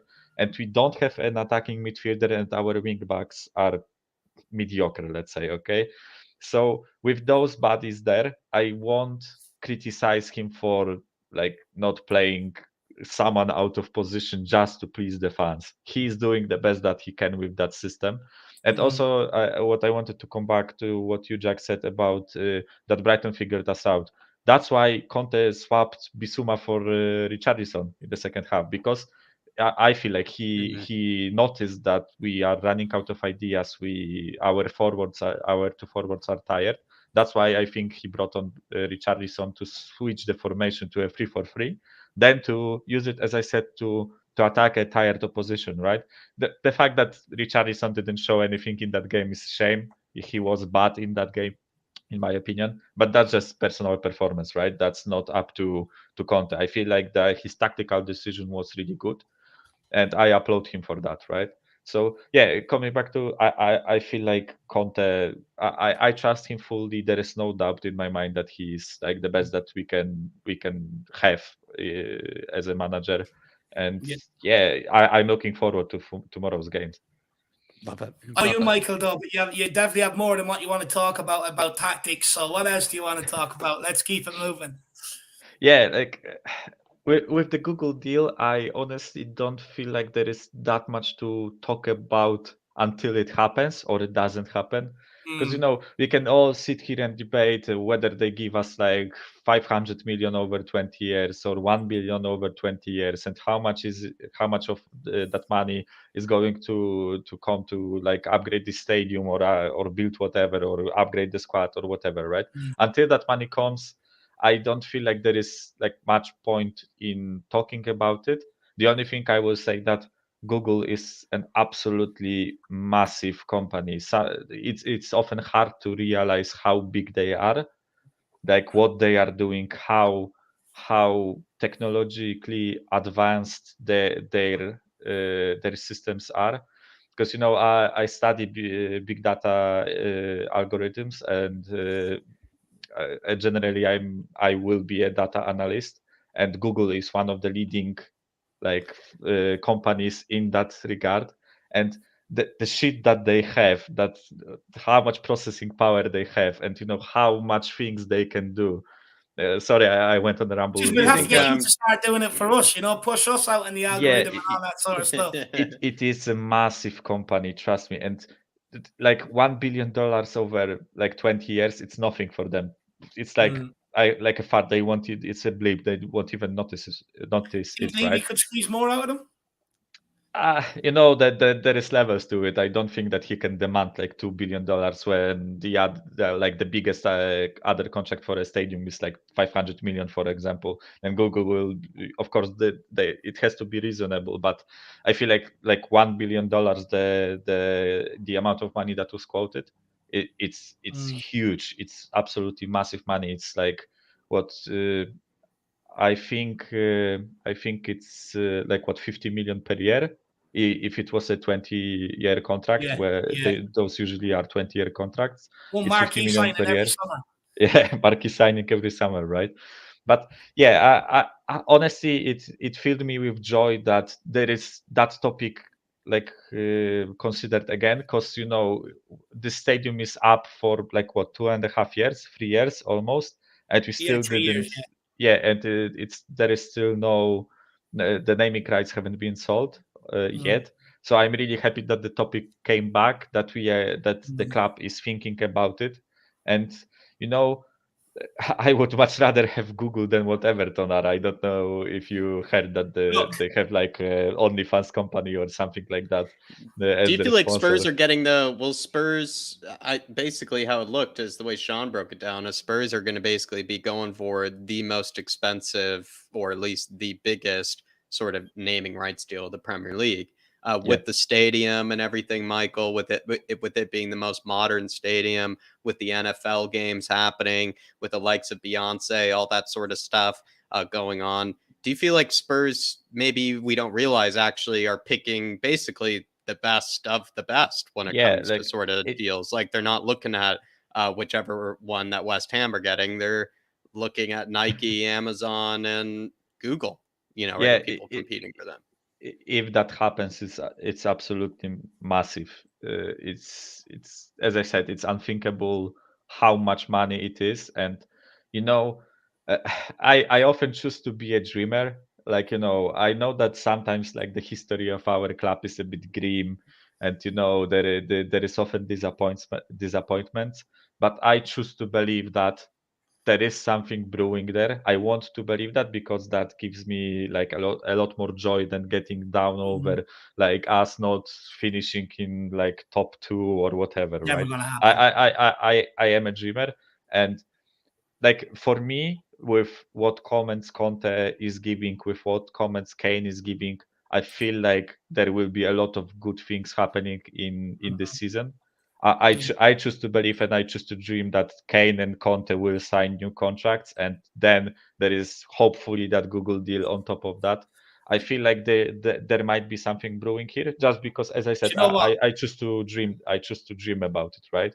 I understand why people have different opinions. I understand why people like Brian Daigle, for example, they call out our ownership all the time because they have a right to, and they were disappointed for 20 years and even more, right? So I understand why they call the ownership out. I am also not satisfied with how they treated like Pochettino, with how they treated other managers, with how they neglected our best like chance to achieve glory, which was the peak Pochettino years, right? That's mad for me that they didn't invest then. I also understand that they were building a like £2 billion stadium, so yeah, there is that. But there is always two sides to each coin, right? So as I said, I choose to dream that there is something big happening, and things like that Google sponsorship rumor is reinforcing me in that dream. But I think Sean summed up the Google thing perfectly yesterday when he said, it doesn't matter whether you're pro Levy or Levy out. It does not matter. This deal is good for the football club in terms of it means it kind of guarantees that the debt you have to repay every year, even though it's structured over long term, at least 20 years of that debt is covered. And I think that's very important to know. I think Sean summed that up absolutely beautifully yesterday. But Michael, give me a come on, you Spurs. Let's get us pumped for tomorrow. Come on, you Spurs. And the prediction, I think it will be 3-0 to us. I feel like we will absolutely show that we are the better version of a 3-4-3. Finish our dinner this time, Michael. Let's finish our dinner this time against the likes of Frankfurt. And thanks for getting that score prediction, because last time, you almost got out of there last time without giving me a score prediction. Good man. Yeah, I am pumped for that game. I am pumped for the weekend. And if you win against Frankfurt and Everton, it's 3 wins on a bounce. I think it's what's in 10 games. It's the best start of in our history in the Premier League. Mad, absolutely thrilled. I can't wait for the games. No, 100%. Well, Michael, big yourself up, my man. Absolute pleasure. Great tactical chat today, by the way. I really enjoyed it. Good man. Big up, Michael. And we'll see you again very soon, my man. Come on, you Spurs. Big up, guys. Happy second birthday. Appreciate thank you very much, Michael. Thank you for coming on these fan shows as well, my man. People really like listening to you, so big yourself up. My pleasure, guys. Bye. Good man. See you, my man. Thank you. Appreciate you. Everybody, nice he's getting a double view and he's that good today. But no, everybody, give Michael a lot of love in the comments. I know we have a couple of super chats to get to, which we will, but I just want to kind of buzz off the back of what Michael was saying about having a feeling. Now, after the Brighton game, I was absolutely buzzing we won, but I was just let down by the amount of chances we failed to create, and I was still let down by a few things. But when I look at it, right, I think there's a lot of optimism this season, Jack. We're sitting there nicely in the league title race. Nobody's talking about us being in it, so we're flying under the radar. We're going about our work quietly. We've got a lot of our hardest fixtures out of the way, especially away this side of the season, rather than when we come back from the World Cup. So the fixtures will fall favourably for us after the World Cup. They would say what they would Arsenal. Because we've got a lot of our big ones out of the way, all the North London derbies out of the way. We've got United away coming up. I believe we've also got Liverpool. So a lot of them big fixtures will be out of the way, which is absolutely brilliant. Harry Kane hopefully could cut down to a new contract. I seen he was saying to Haaland, don't get too comfortable and thinking you're just going to claim the golden boot. So Harry Kane is focused. None of our big players have really started hitting their levels yet, which I expect them to do in the next couple of games and when they come back from the World Cup to be sort of in their peak.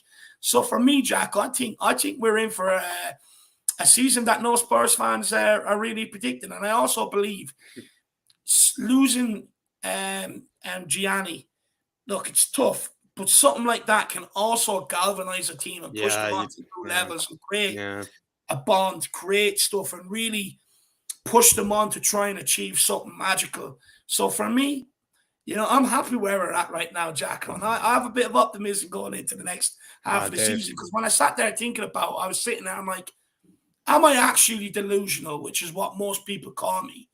Or is there a method to my madness? And I think this time around, there's a method to my madness. There certainly might be, but Dave, I mean, I'm kind of mad at you. You took my little talking point there at the end. So, but I even asked, who did I ask about? I forget, but I think it was P Dubs. I think is who I asked, and it did kind of come to my head as a bit of a light bulb sort of moment because yes, it wasn't like with Brighton again one of the most pretty performances, but you kind of saw how the team all reacted. You saw Antonio Conte hugging his players. We also kind of got the explanations for maybe why Antonio Conte was a bit sort of kind of edgy that week. Why he kind of felt like he seemed a bit kind of easy to, I don't know. He looked a bit off, according to a lot of people. We kind of got some explanations when it came to that. We saw the way that the players responded to Conte, to the rest of the staff. We kind of see this sort of almost, how would you say, Dave, kind of, family kind of bond there. Kind of, they're not just sort of teammates, but they seem to have a bit of a more of a deeper bond than maybe kind of the average sort of kind of club would, or really the average dressing room might. And there's something to be said about that because while maybe every team maybe can play the most beautiful football, sometimes there will be a lot of sort of cliques and kind of different kind of cliques in the dressing room. And it doesn't really feel like a very cliquey dressing room. It doesn't feel like sort of like a disconnect between the staff and the players. Feels like when you look at the schedule as well, Dave, now that we kind of sort of, I don't know, in a way we have survived that huge spell of away games. I mean, when you really look at it, everybody, which was done on purpose. Exactly, Dave. And we'll talk about that. Don't you worry as well. I feel like we can't forget about talking about how unfair that is, but we're also getting out of kind of the end of that hurdle of pretty much all of our big games before the World Cup, everybody, were away games, whereas Arsenal basically played every game at home this season. And if you even look at it, Spurs have gone their last 3 games basically without playing at home. It's been a while since we've even played in our own stadium. Since Green Bay Packers have been at home more than what we have. Since we've able to even play at our own ground, Dave. And what you look at it, like I feel like the Spurs fans should be happy to even see their boys back at home. They probably are. It's almost like they're coming back from a vacation of sorts. Like they haven't seen them in a long time. And I think there's something to be said about that, Spurs fans. You look at where we are in the table. You look at the likes of Liverpool capitulating. You look at the likes of Chelsea maybe making a recovery, but let's be honest, they capitulated pretty hard as well. You look at how kind of, topsy-turvy the table is right now. There are really only 3 teams, if you ask me, that look pretty steady, Dave. That's the scum, that's us, and it's the other scum up north, the Man City Blues. So I don't know. It feels like there are really only 3 teams that seem steady, 3 teams that seem solid. We just happen to play a very different brand of football, but I think a lot of people should keep faith in that. And then as well, like you were just saying, Dave, I think as horrible of a loss as it was, you have to look at how it did maybe make the players sort of maybe look at things differently. They looked at life differently. They looked at what it meant to Conte. They looked at just who they what each other meant to each other, all that sort of stuff. You can see that it really did galvanize the squad. Lots of things to say there. Absolutely right, Dave. And also, we've also been tested with injuries, but have found a way around it. Have Man City? Have Arsenal? No, not yet. And that's where the big question comes in. When they start getting injuries, how did they handle it? We know how Arsenal handled it. We've seen last season. They can't. Man City probably will. But look, we're bubbling under the radar is what I'm saying. Everything seems to be going in our favor. Let's see how far we can take it. We've just got to keep getting over the line, winning these games, and just keep pushing behind. Hopefully no one talks about us. And then all of a sudden, March, April, we're sitting there and they're like, holy fuck, where did Tottenham come from? I'd absolutely love it because, like I said, the Premier League fixtures were put in for us the way they were on purpose because they want the story of the master versus the student. So they tried to screw us. Our football is not a good brand for the Premier League. So they've done everything they can to try and take us out of the title race nice and early this season. And it hasn't worked. I think someone even said, Dave, they like being under the radar. I forget who it was. Might even be. Well, we don't deal well with pressure at Tottenham, do we? I think it was Philip or Brad or somebody who said to us once on a fan show that they didn't care actually that Spurs aren't in the media very much. They actually like being a bit under the radar. Big up, Caveman. Cheers to 2 years, bravery and fear, food and beer, laughter and tears, flat caps and beards. So Spurs supporters far and near, a glorious future that is near. Davey and Jacko, these are your cheers. Big up, Caveman. We love that. What a creative guy. I could tell this guy's a creative genius. Absolutely love it. What a little poem. It's like what we have in Ireland called a limerick, where it's like a five-line sort of poem. Absolutely love that, my man. And look, it describes it perfectly. Look, a lot of people have shown bravery. People that may not have necessarily done this before have come out, started getting their voices heard. Fear, look, of course, there's always fear putting yourself out there. Food, I mean, look, we talk a hell of a lot about food. Talked about food on a watch along that's for a mainly little too because I'm long. a big guy. I like the food. Beer, I don't drink, but Jack likes his IPAs. Plenty of laughs along the way. There's honestly, it's been probably some of the best, probably the best 2 years of my life. A lot of laughs, been some very hard times. But at the end of the day, plenty of beers as well. And flat caps, my man. Absolutely love it. Honestly, that's unbelievable. That's quote of the 2-year anniversary. Big yourself up, Cave, man. Love that, buddy. Appreciate you, Cave, man. Absolutely. Put that on a TV or on a T-shirt up in the merch I'll take a store. screenshot of it. I'll take a screenshot, put it on the fridge, maybe even make it into a bit of merchandise. Big Cave, man. Appreciate you, brother, and really kind of you as well. And thanks for supporting us over these 2 years as well, Cave, man. Really appreciate you, brother. Really kind. Really appreciate supporting, man. Too good to us. Too good. And then, West Ham dough, because we need to cheer on Højbjerg again come February, and I need my other eardrum broken to balance my hearing, Jack. I mean, I would imagine, Ellie, it's probably horrible to be able to be hearing so well out of the one and then have the other just punctured by that Højbjerg scream that I let out. Gonna have to, even it out for you. But Ellie, I'm pretty sure you've been probably doing the same to other Spurs fans. Don't kid me. I know she's been doing the same to other Spurs fans ever since it's happened. She realized, you have to give out a Viking-like cheer when Højbjerg comes onto the pitch. And to be fair, Ellie, I think the reason I did it was because I just thought, seeing Højbjerg in the flesh. He wasn't even coming on the pitch. He was only mentioned that he was starting. He wasn't even on the pitch yet. All you said is number 5, Højbjerg, and you absolutely went wild. It was funny. I think it's because, Højbjerg, it was that season where I thought again, another season where Højbjerg wasn't probably shown enough respect, probably even kind of questioned a bit too much. And this season, Ali, I think we'll probably be screaming his name even louder because there's been some games this season where Højbjerg has been pretty damn close to near, I would say, even world class because he's been at least our most consistent player, you could say, this season. And I think against teams like Frankfurt, I thought he just looked like, honestly, an absolute beast compared to the rest of the team. And people really thought he looked like an unbelievable player against Brighton and thought he was immense against Brighton. I actually thought that 0-0 performance against Frankfurt, he was like man amongst boys. I really thought in that game. I mean, he's had a sensational season, big PAH has. And what I'd say, Ellie, is you might actually want to keep that because you'll probably have to come out with probably go and get 2 hearing aids by the time they finish announcing Højbjerg's name, especially at the rate it's getting mentioned this season. But look, we'll always us Højbjerg, Salzburg fans. Actually, I put up a good. There was a video Tottenham put up of Højbjerg's little lantern to get out of trouble. And so I put that up on the channel today. But Ellie, we can always hold on to that stat. He's more attempted through balls than Kevin De Bruyne. And another one today, actually. Found another cracker today. Did you know Højbjerg has the most of any Premier League player, the most pre-assists to the assist than any other players, which means the final ball to the assister usually, which basically explains the ball that's being moved from midfield to the forward lines is coming from Højbjerg. So an absolute another corker of a stat for you, Ellie. So in all the passing departments where people give out about the guy, well, they can't unless they want to ignore the truth. So unselfish, Dave. He doesn't even want the assists. He doesn't even want to be the guy with the final ball. He'd rather be feeding somebody else. That's what PEH does. Big up, Ellie. Appreciate your support. And we'll be seeing you for West Ham. Don't you worry, Ellie. Don't you worry. Moondog.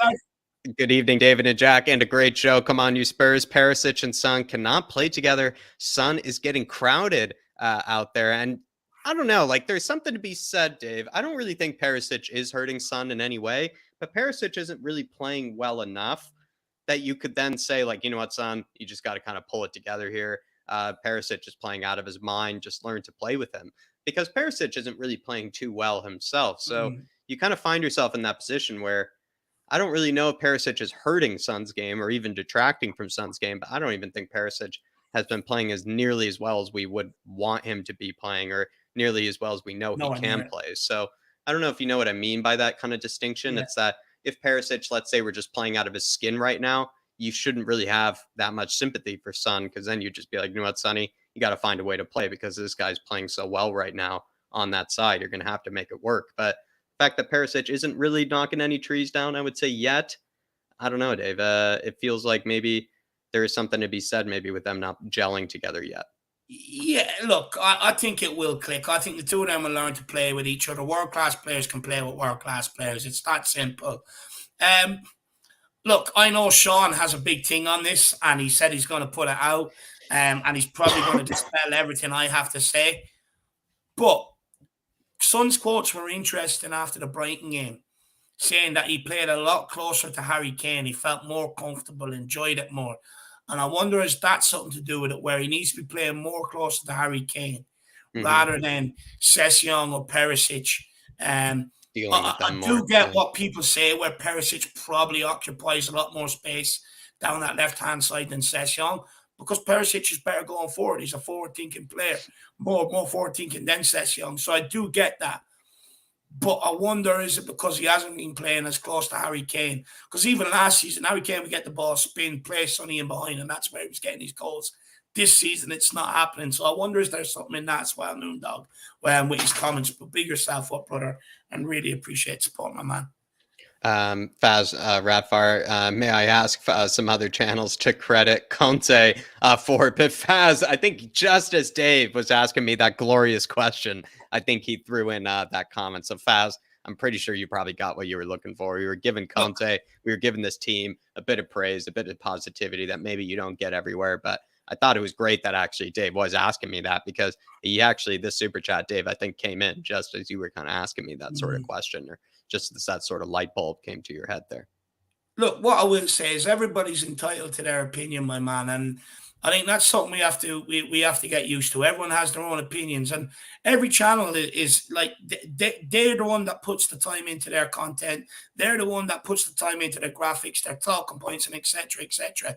So nobody should tell anybody else how to run their channel or what to talk about. So look, I think in general, and it's not even a channel thing, I just think as fans, we're so frustrated with not winning trophies, and we're so eager to get one over the line.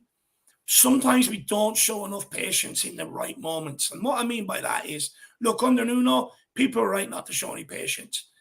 Are they right not to show any patience under Conte? I don't think so. I think it's the right man to show a bit of patience, to be honest with you, Faz.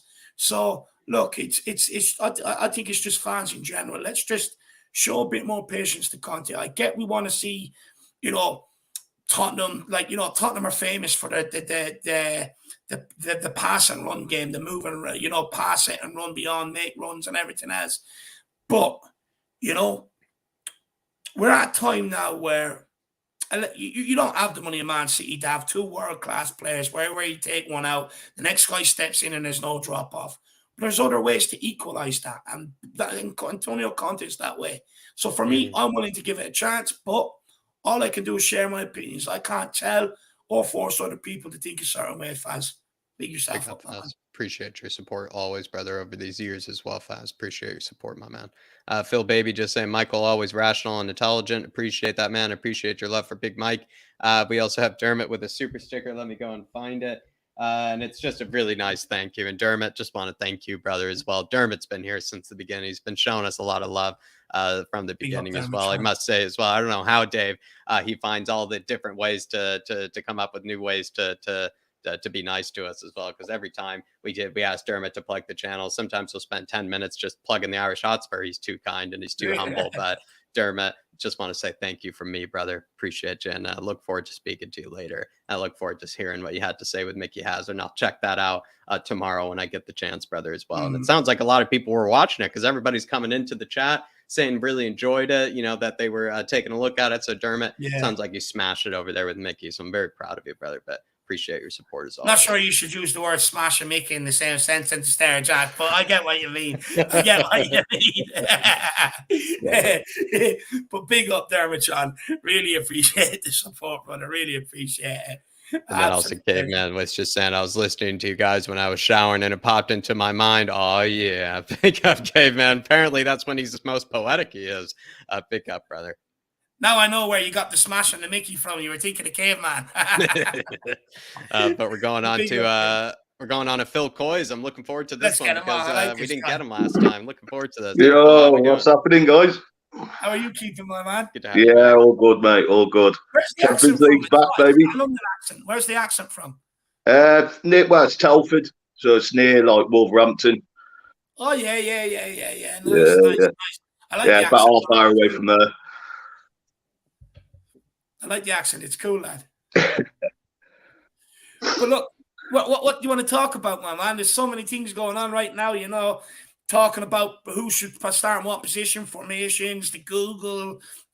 Where do you want to start with this? I want to touch on the formations at the minute, because there's a big thing on that at the minute with the 3-4-3 or 3-5-2.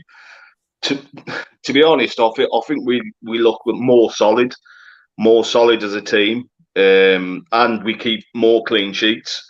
I don't know if that's my defending mentality when I was a player, like playing in defence, but I prefer clean sheets and to be more solid. Me too.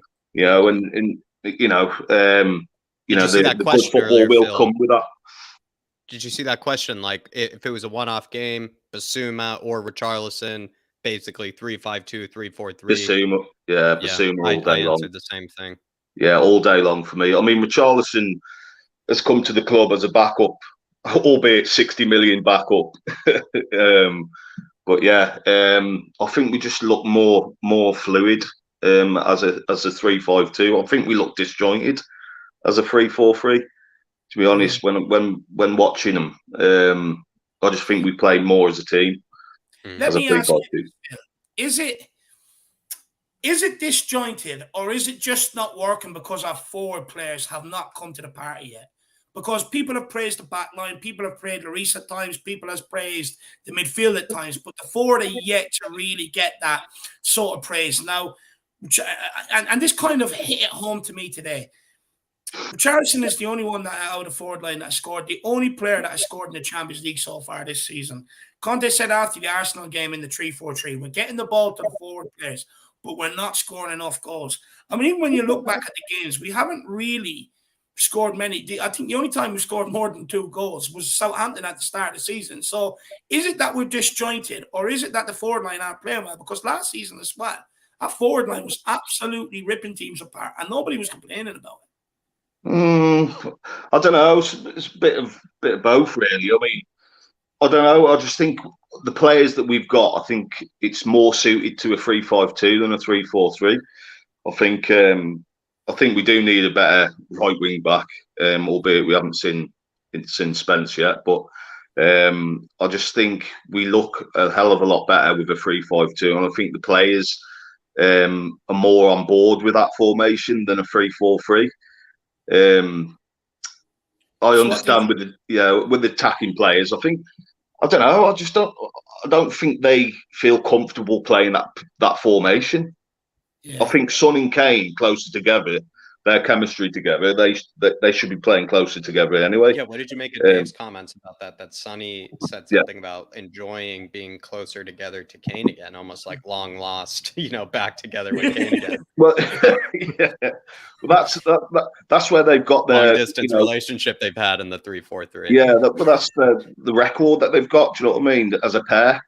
They broke that record in the Premier League, haven't they? So they should be playing closer together, not as a Sonny as a wide man, albeit he can play that. But I see him playing up front together.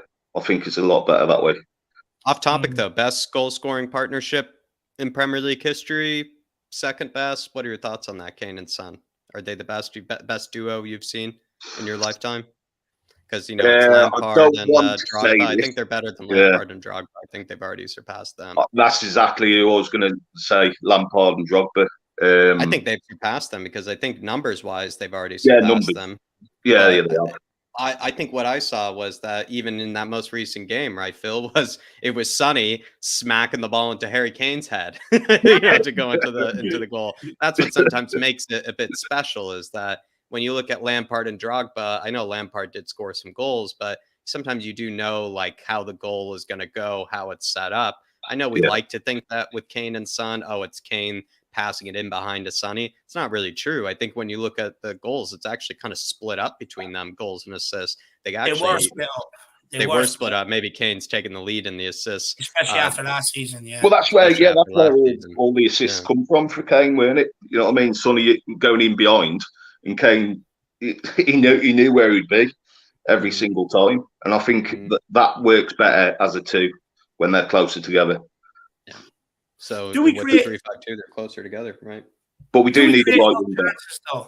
Do we create enough chances? Do we have the wing backs to be able to play in that 3-5-2 and play it consistently well, even against teams that maybe will have maybe an extra defender than what Brighton would have, say, for instance, an extra defensive player or sit more people behind the ball? Is it enough to be able to create enough chances in that system to go and beat teams like that? Because we struggled when teams done that to us last season.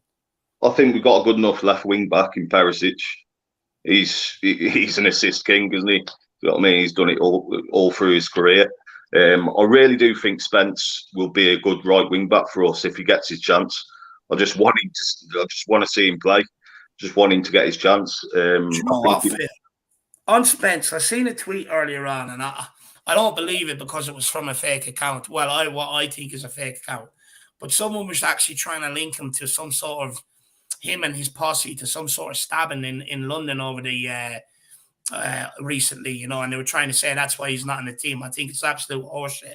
Yeah, I think that's a lot of bollocks, to be honest. But I think he's not getting his chance at the minute because Conte don't trust him. But the only way he's going to get that trust if he plays him.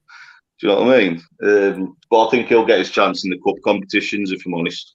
But he is going to be playing against weaker teams. So is that a judge of his game? Do you know what I mean? He needs to play more games in the Prem. Mm-hmm. So, you know what? I think where he's at, he's in a good position. Look, if I was him, I'd be frustrated that I'm not playing. But I also take solace that Conte has a personal coach working with him in training to get out of him what he wants out of Jed Spence. And if I was Jed Spence, I get the frustration, but I would bide my time. After the break from the World Cup, you're going to have FA Cups. Hopefully, you're still going to have League Cup games. So there are going to be a lot of games for him to be able to ease himself into it, look good against them opposition, put his name forward, then for a Premier League start or that. And I just think where he's at now, just keep your head down, be a good boy, bide your time, because after Christmas, there'll be a lot more game time for him. Yeah, I think so. I think he'll get that chance. Yeah, I think Spurs fans want to see him now because obviously he's a new signing. They want to see him play. I'm too impatient though, Phil, because we're so quick to go, oh, but Conte said rotation. We need to rotate. But when you look back at the season so far, it's just happened gradually. It's happened naturally at times. Players being injured, like people are saying, oh, he's too stubborn, he won't rotate, but he's rotated Sessegnon Perisic all season. He's rotated Davies and Langley all season. You know, he's starting to drop Basuma in there. You know, he's now starting. Well, he was forced to do it with Doherty, but even in the forward line, he's rotated Richarlison and Kulu. So are we actually too quick to force the rotation? It's a bit like getting shiny toys on Christmas and then opening up everything at once and putting it all together at once. Even though you don't need it all. You know, are we too forceful with what we're asking for, do you think? Yeah, of course we are. I mean, yeah, I'll get it. We want to see our new players coming in and playing, and the Spurs fans get frustrated and stuff. But Conte knows what he's doing. You know what I mean? He's a world-class manager. You just got to trust him. You know, that's it. Yeah, I just feel like maybe we sometimes find that when we're looking at games, we just think, you know, it's a Conte system. It has to work. All it takes is just, you know, just switch out a guy and it should just be functioning again. We almost think it is like a machine. You know, it's like, oh, there's just one little cog here. Just, you know, fix that little cog and it'll go back to, you know, to flowing again.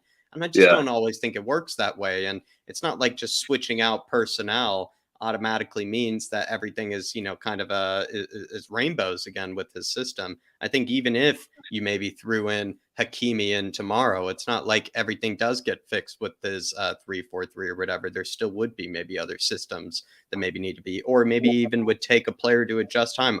I just don't know that it takes, you just don't chop and change. And I think Dave is right where it should happen more naturally. And I think he is allowing it to happen more now. Yeah, I tell you what is a good thing as well, to see Lucas back on the training pitch.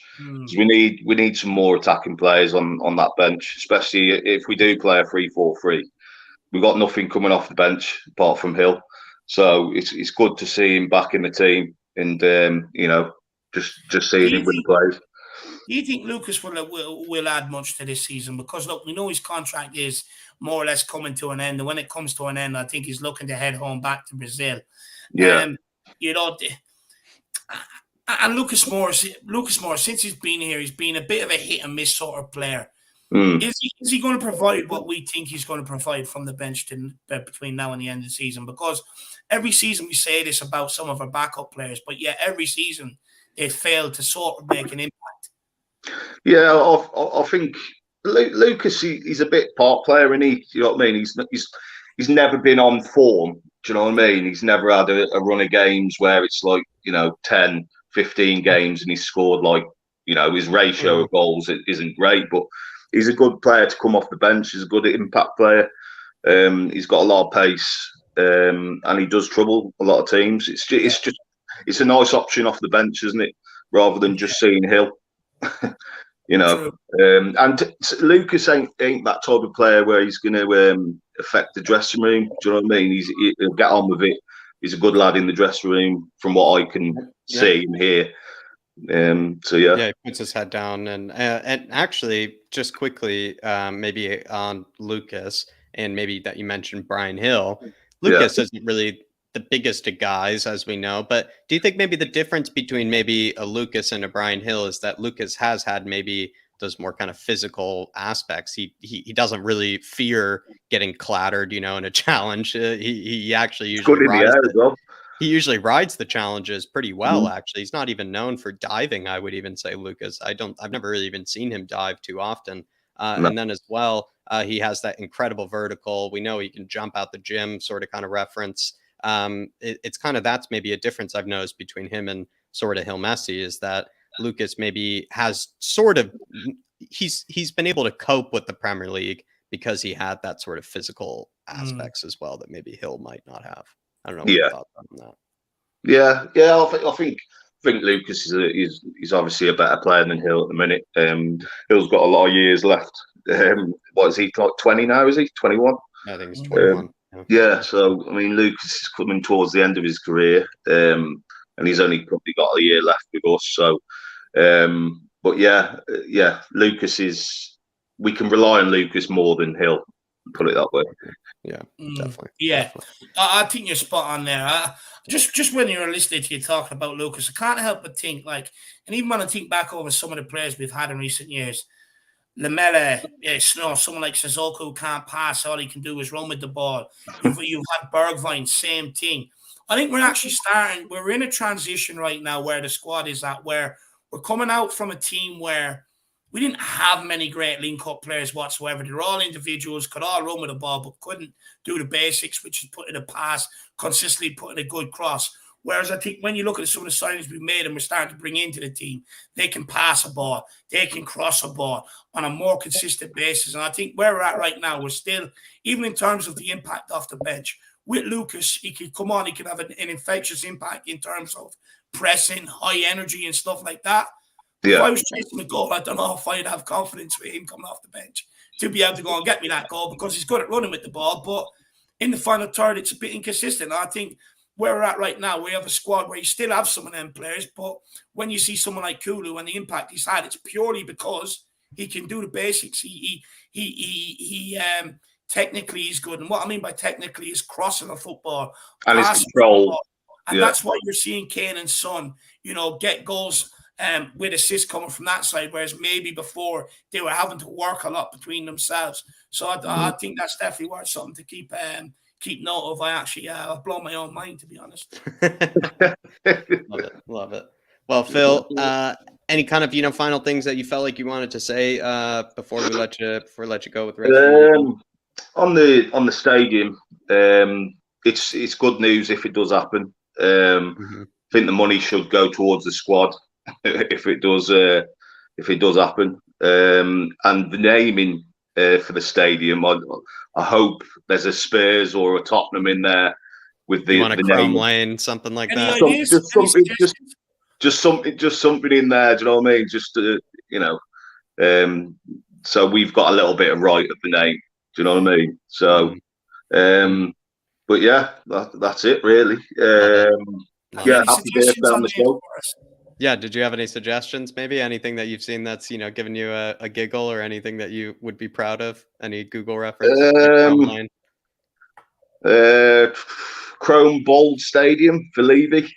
The bald Chrome Stadium, definitely. I actually wonder, would he allow that to happen because the amount of money that's coming in? Because we all know he loves having the control of the money. So I wonder, would he actually sacrifice, being made a show off for the money? It'd be interesting dynamic there, Phil. He's not going to have that, is he? Not you never know. That's what I'm getting at. You never know if the price is right. Yeah. The price is right. Yeah. Happy birthday on the show, anyway. Happy birthday, 2 years from the show. Appreciate that, brother. But look, quickly, score prediction for tomorrow's game. 3-0. We'll smash him. Come on. Smash him easy. Who's scoring? Front line clicking. Who's scoring? I'm going to go Kane with 2, because he hasn't scored in the Champions League yet, I don't think, has he? No, he's hungry. Yeah, so I think I heard the press conference earlier, and he was... I think he was a bit miffed off with them going on about he hasn't scored in the Champions League. His answer was kind of hilarious. And going on about Haaland a bit as well. So I think he's a bit riled up. So I think he'll get 2 tomorrow, and I think Sonny will get 1 as well. I like that. I'll have to text Harry after this and see if his cage is rattled. Absolutely love that, Phil. Absolutely love it. But Phil, thank you very much for giving up your time to come on these fan shows. We really enjoy No worries, mate. Today. Keep coming on, my man. I can't encourage you enough. Keep coming on and speaking to us, brother. Will do. Come on, you Spurs. Go on, you Spurs. Come on, you Spurs. Well, boy. See you later, man. I love the smile on people's faces when they just go, come on, you Spurs. I love the smile it brings. Absolutely love it. I would just say, just quickly, Dave, if you hadn't seen it, I would say check out the interview with Harry Kane, because when he was asked about actually the goal scoring and not scoring in the Champions League, he gave probably the most professional answer I'd ever seen. But while giving that professional answer, kind of looked like he was almost staring through the reporter that sort of asked it as well. Like the guy didn't even blink, it looked like, when answering the question, Harry Kane. It was almost kind of scary in the way that he delivered it. I would say sort of pissed off is not even the right way to put it. He genuinely looked kind of livid, like inside, like the way he's got 8 goals this season, and people still question him, Jack. Of course, I've just never seen a more professional answer done with like a grimace on a face. It really was. It was funny. It was good. They got LA though, and he's going to make them reporters pay. I fear for Frankfurt tomorrow, Jack. They're going to pay for what the reporters have done. They should blame the reporters after the game. Ellie just with the super sticker, #1 fan, and I'm pretty sure it's going to be Ellie and I, Dave. We're going to be jumping down the high road, getting off the tube when we're looking at Højbjerg. Both Højbjerg kits on as well. Hopefully, Ellie, I know she has her own Højbjerg kit. She must by now. But Ellie, that's going to be us, #1 fans of the Højbjerg army. But there she is, Dave. That's her skipping down the high road with some probably What needs to happen is you need to get Pierre, or she needs to get Pierre Emile. And then you need to get Salzburg. So you need to compete. And then or actually, Ellie will get Pierre, I'll get Emile, and then you get Salzburg. So that anyone looking at us from behind, when we're all standing beside each other, they just know that the Højbjerg fan club is in town. And if you speak bad about them, you're going to get a slide tackle. Isn't that right, Ellie? Big yourself up. Get really Ellie Højbjerg shoulder. You get the Højbjerg shoulder straight to the. In fact, I think the 2 of us should go on full kit, to be honest with you. So, just in case anyone tries to go near Højbjerg, we're straight out there, and 3-man midfield with Ellie. 3-man midfield with Ellie. We have Dave as the creative midfielder. Jack is the workhorse. Got Ellie holding it down. Tempo setter in the midfield. Big up, Ellie. Appreciate your support. Ellie. Really appreciate support, Jack. I'm just running to the toilet, and I'll be back. No worries. I'm going to fix up another coffee here, and I'll be back in a sec. I think we have just a few more guests left, so don't you worry, everybody. But we are going on to Brad Matthews on the big couch, the very famous couch. Here we go. Brad, how you doing? Hello, Jack. Good, thank you. Good. Good to have you back on. We've been kind of previewing Frankfurt, talking about Google and the potential takeover. Anything that you wanted to start on here, Brad? Well, first of all, congratulations on the 2 years. Absolutely brilliant. It's just gone so quickly. But no, it's a little crazy. When I saw the notification, I was very shocked. Yeah. I was very shocked. I mean, I know I remember watching David's very first show he did, and it's like, okay, sort of thing, but really nervous and that. But then, you know, the improvement, and that's just a natural. Both of you guys are just naturals. That's just brilliant. And the other thing I want to say is to RIP John Duncan, who sadly passed away over the weekend. I'm not sure how many people on here will remember him, but he played, I think, when we were in the certainly in the second division, and probably the season after that. And I believe his goal scoring record was like 1 in every 2 games.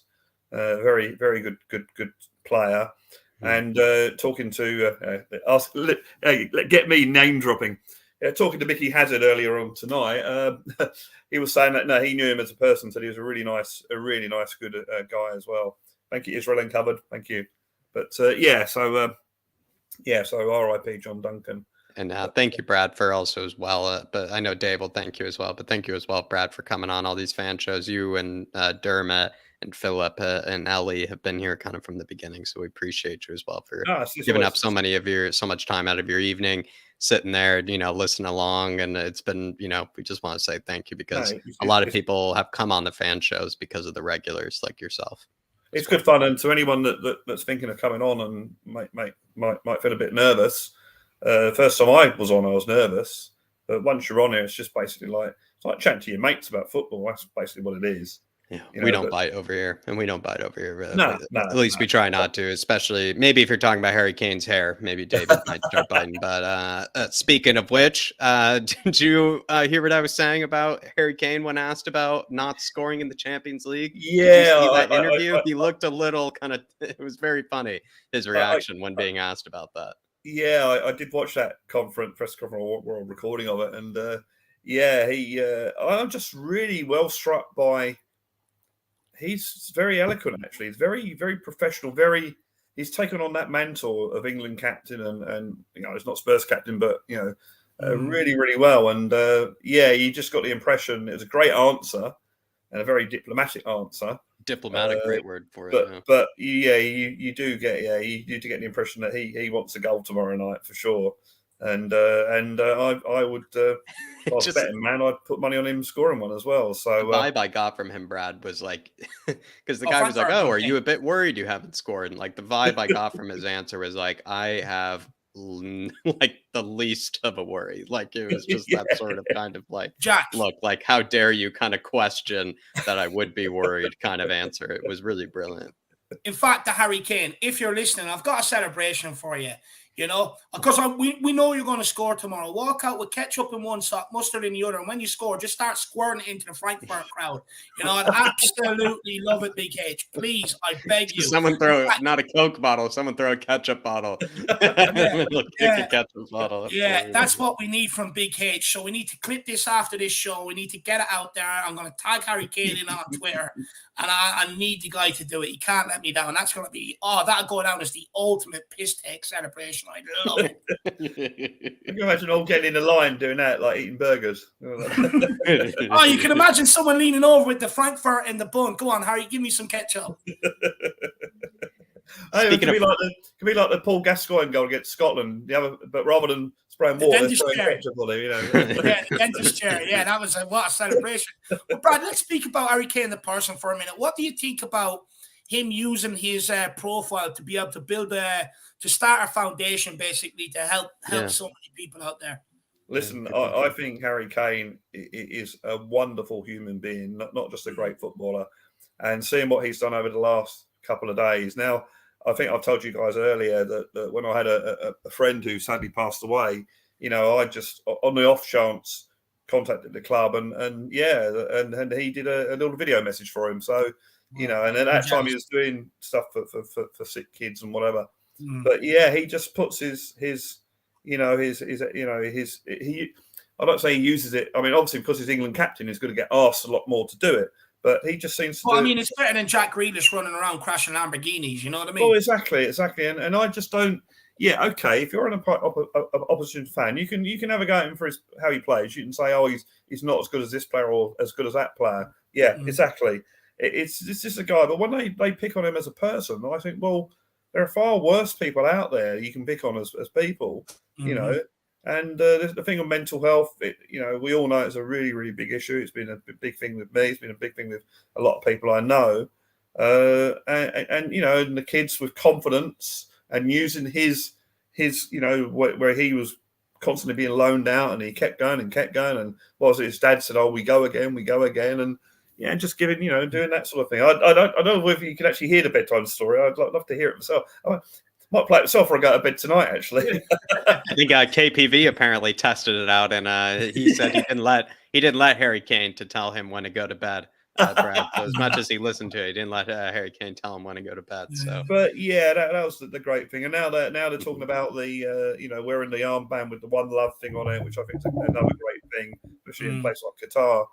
And and I hope they wear it, even though FIFA sort of say that he can't. I hope they go and wear it. I mean, I did read earlier today that he was going to wear it anyway, but the press conference, I think he said that haven't heard from FIFA yet. Hello, Brian, how you doing? Big up, there you go.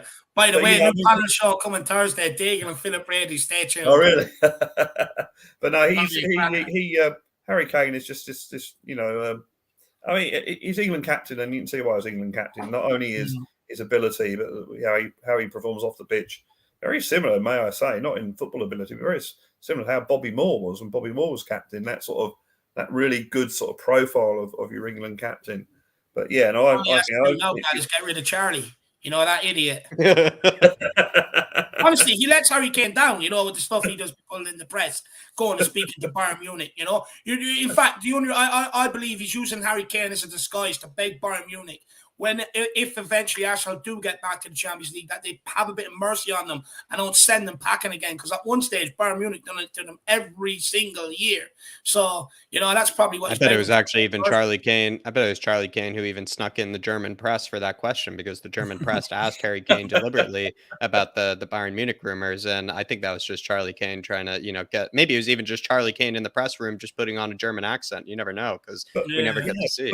But again, Kane answered that question perfectly. I mean, that was actually very diplomatic the way he answered. Yeah, I want to play. What do you want to do for Tottenham? And it's what I mean, you want him to sort of say, "Piss off! I want to play at Spurs, mate." But no, he came on and made a really diplomatic answer to it, which hopefully will shut them up. Not I thought it was ever a proper sort of thing that's going to happen. I think there's just sort of it's one of those things that the press. You know what, though, Brad? Until Bayern replace Lewandowski, that rumor's always going to be there. Yeah, because they're not just going to replace him with any Joe Soap. They're going to want a big boy to fill that boots. They're Bayern Munich, they're an elite European powerhouse, and they're not. They understand the importance of having a world-class striker. They understand that scoring goals is probably the hardest thing to do in football. So until they replace Lewandowski with a big name, the Harry Kane rumors will not go away.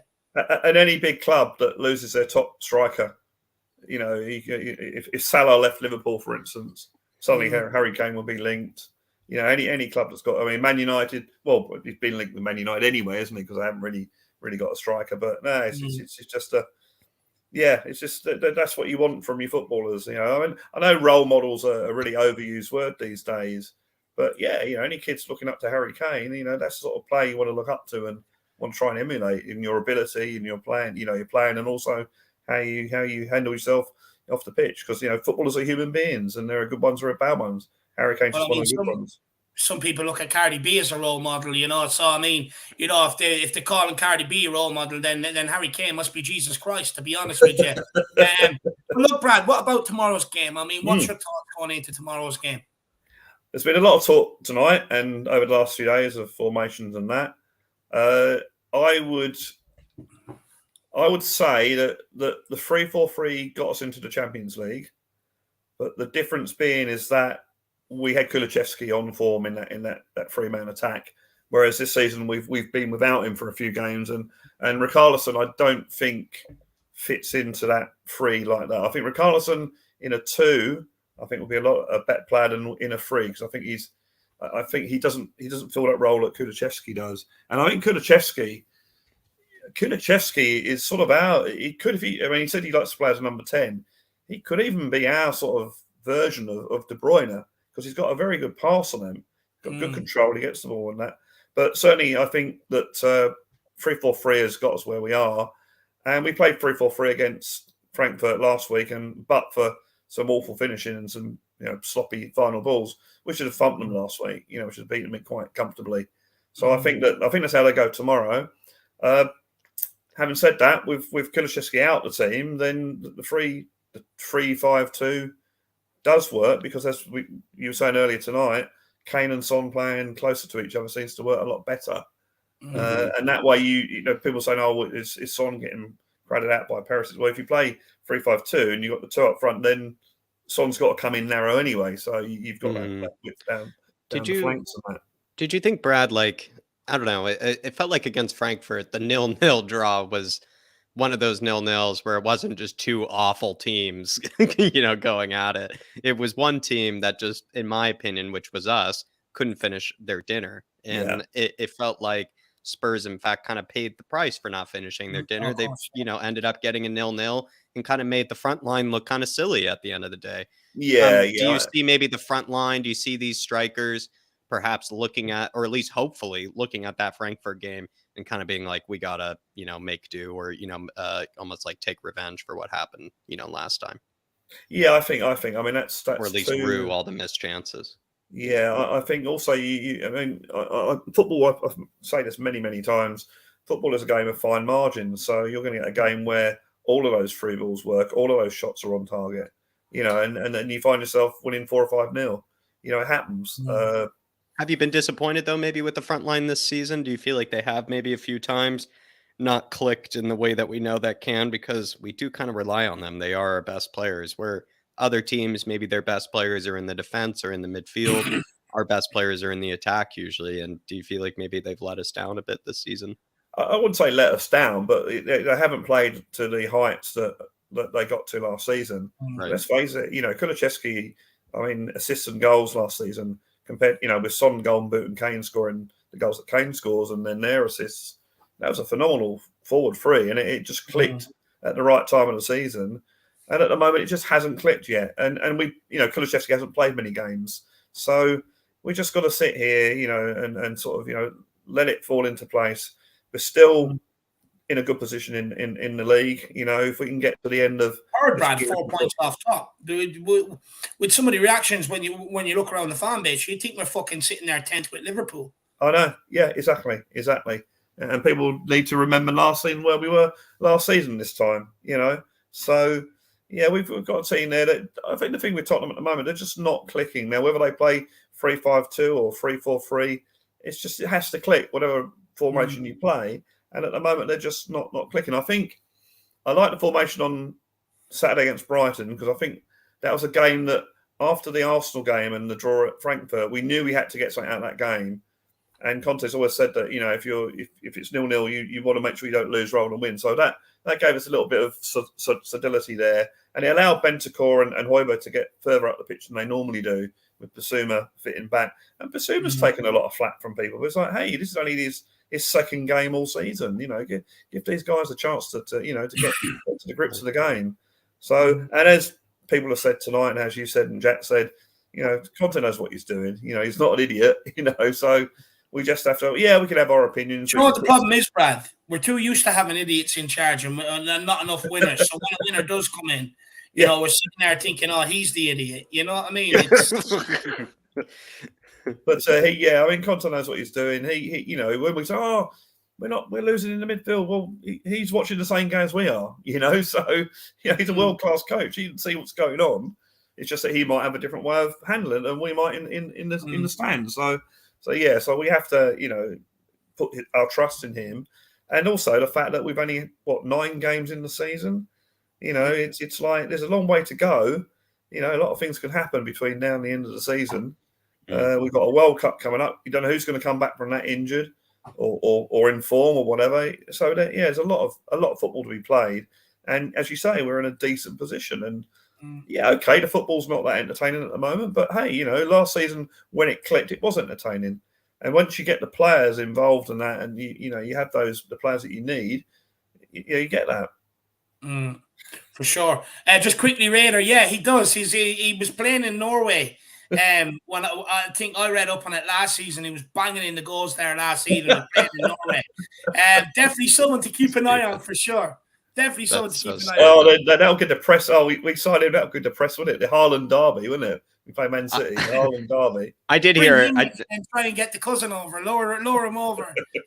I did hear on a podcast that somebody who is like a regular Joe, like out in Norway, happened to like somehow know the Hollands, and like they said they happened to have gone to like some dinner party, and they said there was like a 3-year-old like baby Holland like in a manger, basically. Like just, you know. Hey, listen, guys. You know, when I was at school in lunchtime football, I scored 100 goals in one season. So, you know, like baby Holland, yeah, like so baby Holland is so funny. So I'm not sure what the quality of the league is this guy's playing in, but yeah, you know.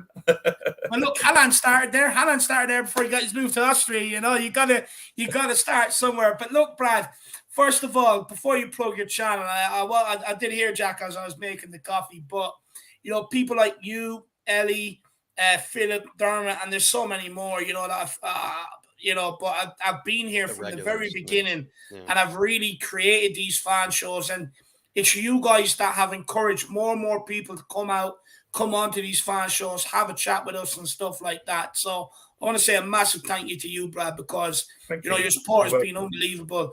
And then you're here for every single fan show, and you've really created what these fan shows are all about. So thank you to you, and Brad. Chris as well, before we forget. Absolute pleasure. I actually felt guilty when I was in Australia, but I can't make the banjo. You were missed, I can tell you that. But Brad, what's coming up on Blue Sofa Songs? So okay. By the way, are you accepting the challenge of a song for We Are Tottenham TV? Yeah, I saw that. Yeah. First talk show. Wow, yeah. If I wasn't trying to get a song out every week, okay, yeah, leave it with me. I won't make any promises, but I'll do what I did last time. I just use my old songs and just rewrite the words. So love it. But Brad, what can people expect on the latest music channel? Okay, Blue Sofa Songs is just me and a guitar. The songs are all mine, all the lyrics are mine, all the music's mine. It's just me trying to get my thoughts and feelings out there. It sort of came together during lockdown as everyone had, was affected by it. As I keep saying, just listen for the actual song and try and imagine the song with a backing band if you can. My singing's not great, my guitar playing's average, but that's not the point. It's me trying to make music, something different from football. That's why I won't sort of make any references to Tottenham on it. It's just a different thing. I would like you to check out my latest song, which went on Friday. About my dad, a tribute to my dad. I'm actually quite pleased with that song. And my mum and my sister and my family have liked it as well. And at the moment, it's had about 70, 75, 76 views in about 2-3 days. So it'd be really nice to get over the 100. And also, I've got the 100 subscribers, currently running at 104, which is brilliant. So it'd be great if you could just click on it. If you like what you see, just click like and hit the subscribe button, the notification bell, that sort of stuff. Blue Sofa Songs or B Sofa Songs on YouTube, Twitter. And I'm gonna, when I get round to it, try and set up a TikTok account. And big up to Ellie who puts it on the THFC Till I Die TikTok account and Instagram account. So you can actually find it there if as another way of doing it. But so last week was a song about my dad. This week. It's a different sort of song this week. It possibly might be an instrumental, but it's just me trying to experiment, trying to get different sounds and get different chords and different sorts of stuff. So it's a learning process for me as well. So I'm putting stuff out there for you guys to watch, but it's also me learning to see what I can come up with. And Noel Gallagher once said that if you sit down and think, right, I'm going to write the greatest song ever, you'll never write it. So I'm trying to write a song every week, see what comes out, and sometimes they click. You'll stumble across it. Yeah. Well, I will say, if there's anybody out there that thinks they can help Brad in any way, or anyone out there that even thinks they can collab with Brad, let him know. Get in contact. Get over. Check out Blue Sofa Songs, Brad.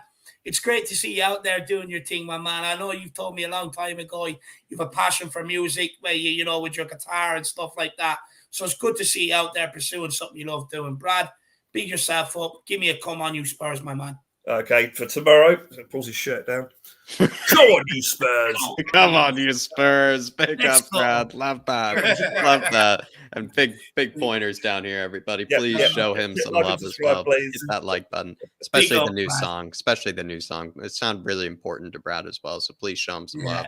I've seen that Welsh gal, Amir, plenty of the Harris Army have shown him a lot of support. So you'll find, everyone that's been supporting me and putting really nice comments. Thank you so much. It really means a lot to me, and it just inspires me to keep going, basically, as well. Love that. Big up, Brad. Thanks for coming on, brother. See you soon, my man. We'll see you soon. Come on, you Spurs. Big up, Brad. Well, I absolutely love seeing people follow their dreams. There's nothing that makes me more happier in the world. I love seeing the Harris Army in there as well, underneath Brad's videos in the comments as well. It's just beautiful to see how all connected we all are and everything on each other's channels. Love it. But big up, Brad. Great combo as always. And hopefully, like always, many more. Absolute regular. Big up, Brad. Everybody show him some love, please. Ellie in the with a super chat. Happy anniversary, lads. You are the best, better than all the rest, and I love you with all my heart. You are my 8th and 9th brothers, the big Greek families, as we know. But Ellie, I must say, I'm very happy to be a part of the Cockeradas family, I must say. And I think Dave and I would, like we said, we'd want to form a 3-man midfield with you when we come into that West Ham derby, especially coming up against those bubble blowers. We are going to need a 3-man midfield. So Ellie, hopefully you take our invitation for it. But we're actually about to speak with Ellie, funny enough, Dave, in the fan show. I think she's right after Brad anyway. But Ellie, before we get you on, thank you so much. And as well, we'd love to be an honorary brother of the Cockeradas family. Bit disappointed I haven't edged one of the brothers out, to be honest with you. I do feel like I could probably edge one of them out. There's always one sibling where you're not so sure of them. So Ellie, I'm a bit disappointed I haven't worked my way further up that pecking order. But I will accept being 8th. Jack can be 9th. I want to be 8th. I'm glad to be an honorary member because I know you eat like kings. So, I definitely know I'll be looked over after that for sure. Big up, Ellie. Big up, Ellie. And we'll speak to her now and see what she has to say. Fresh off of speaking with Mickey Hazard as well. Yeah, you can take my brother Paul's place. There you go. Paul, you've been ousted. If you're watching, Paul, you've been absolutely ousted. I'm now in there, my man. Lovely. Ellie, I watched the show with Mickey Hazard. First of all, I just want to say you, Dermot, and Brad, and Philip for the short time he was there, done an absolute excellent job. Brilliant interview, by the way, and keep up all the good work over there you're doing. It must be a dream come true to be able to speak to some of these ex-players that, has given you such amazing memories. It's absolutely fantastic. Yeah, it was so good. And we were all chuffed that he'd come on because last week he got stuck in traffic or something and he couldn't make it. And it was just one of those things, but we was really praying that he comes on, and he came on. He just came on 5 minutes late, as a footballer does. Yeah. He done the same to me and Jack. We were sitting there so nervous, like he's have to make us look like idiots. We promised him he's not here. Yeah, but it was such an honour speaking to him, and he had such fabulous stories to tell us, really funny ones as well. You got a better story out than what we got. I know.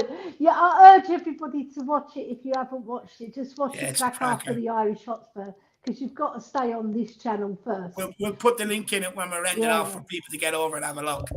Yeah, that's true. I knew you would get the better stories out of him, though, Ellie. You guys have all the better questions for a guy like Mickey Hazard as well. You guys know exactly what to ask him. I put in a question there. It's like, have you any other funny stories other than what you told us on our channel?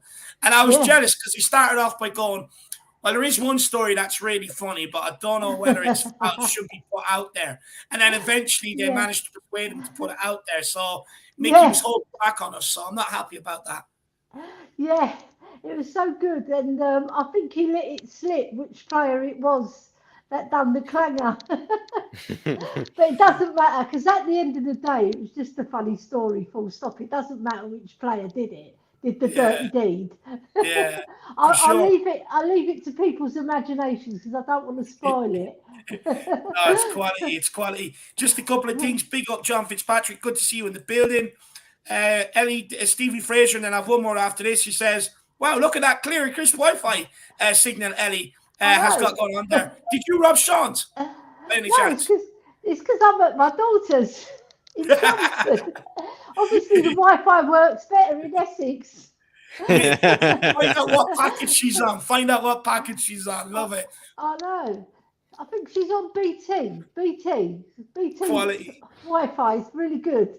Sky Quality. not so good. I think Phil would love it that my Sky doesn't work properly at my home because he hates Sky. Ellie, Phil also says, forgot to ask, do you think we are seeing signs of Conte changing the mentality of the players, making them into winners, etc.? Also, where's the song for Adoji when he arrives, Brad? No, look, Philo, that'll come. I know Spurs Song Sheet are doing a lot of songs. I was speaking to the guy involved in that, and he promised me there's a Harry Kane belter on the way, by the way. But Ellie, first part of the question, I got sidetracked there. First part of the question, is Conte changing the mentality of these players at this football club, do you think? Yeah, like I've said before, Conte is the ultimate master mentalist.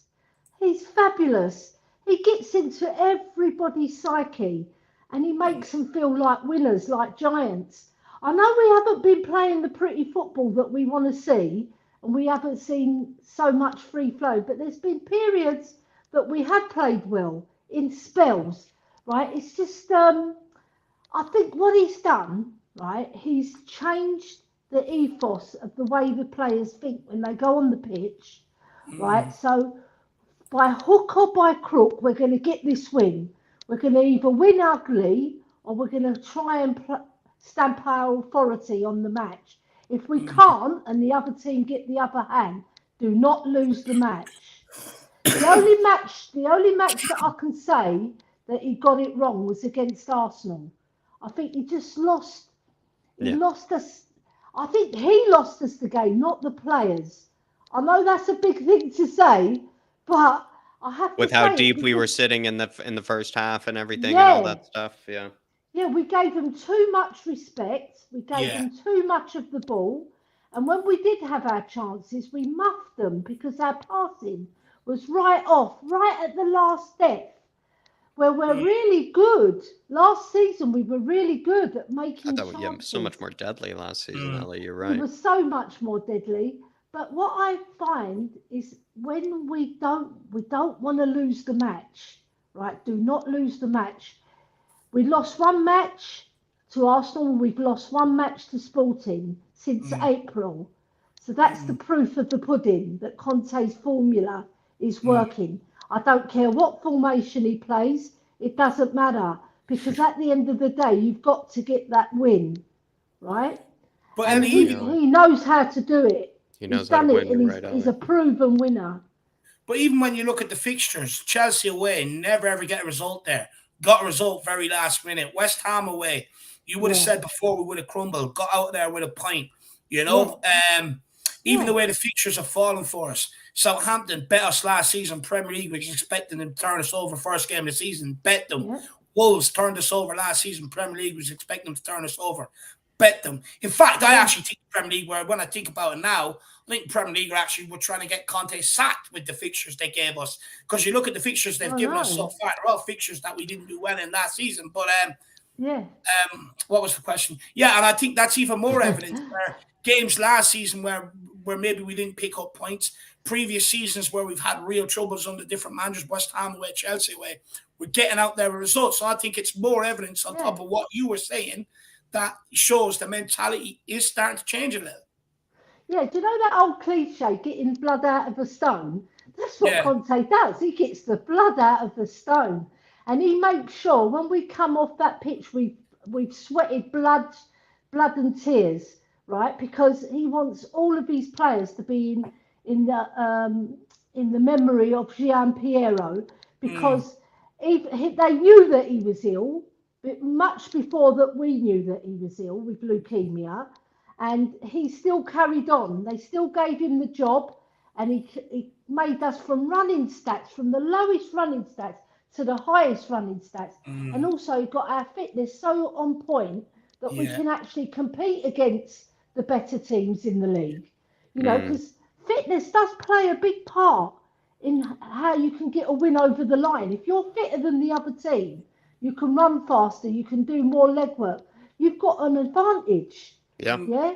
Well, You might not have better players than them, but you can run better than them, and your stamina's strong, so you last the full 90 minutes plus the extra time that they add on now.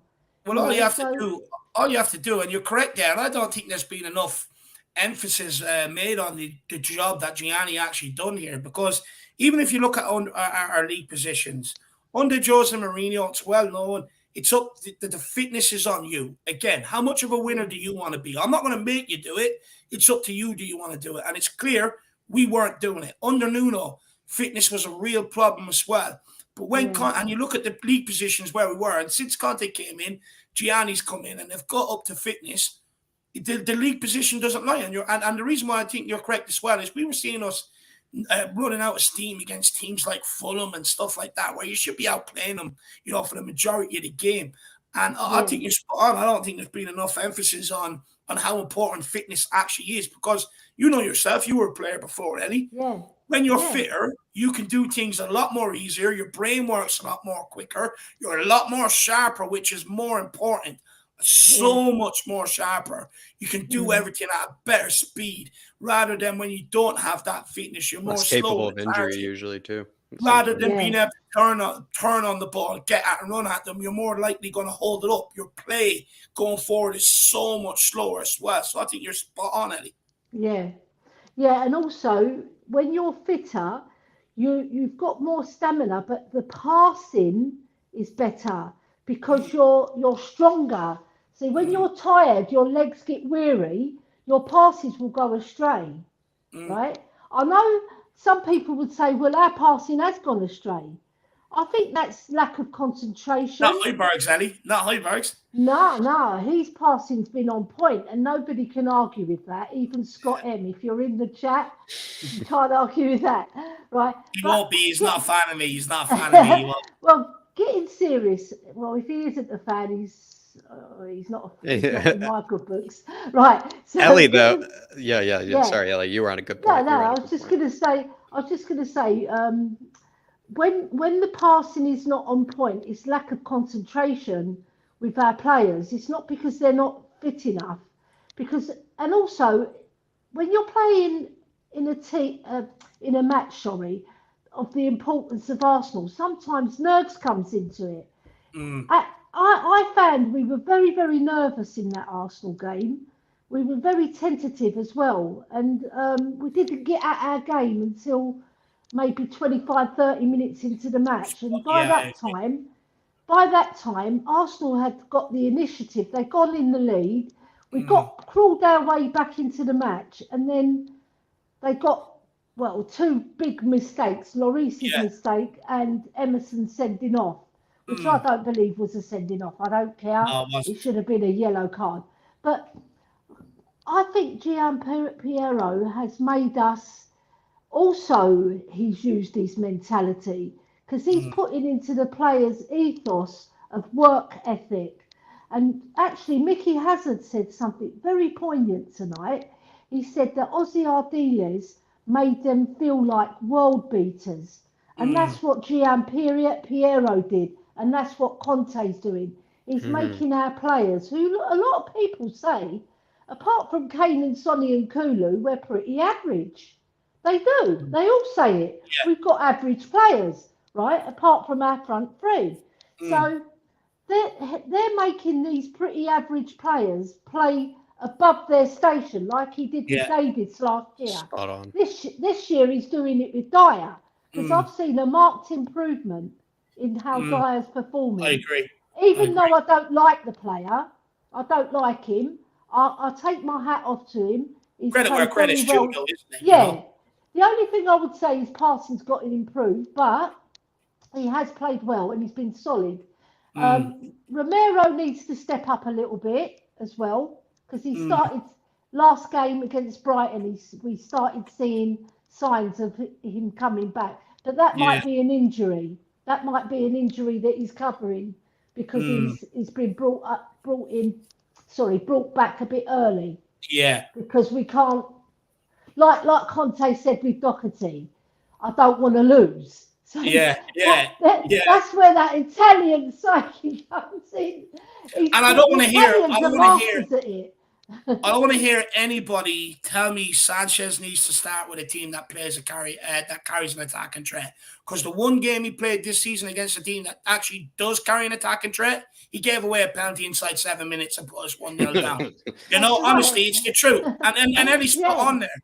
Like, it goes back to the debate we had last season, Jack, which was supposed to be a 10-second answer. And everyone was so shocked by my answer, where I was like, well, Romero is just a better defender who obviously back in the team. And, and stuff like that. And I think, again, you're spot on, Eddie. Romero has just got to play. Sanchez can only play against teams who don't know how to score goals. It's that simple. Yeah, you can tell that Romero against Brighton, he's coming back to his best because he went into 2 crunching tackles. Yeah. And I thought, that's the Romero I know. You put a smile on my face, Eddie. Because against Arsenal, he was a shadow of himself. He's been a bit of a shadow in certain games. We haven't seen him at full Romero yet this season, I think. But to be fair, what he was at last season was absolutely beyond. He was one of the best center backs in the league last season. That's basically the levels that he was. So it's understandable if he's not hitting that away. Very true.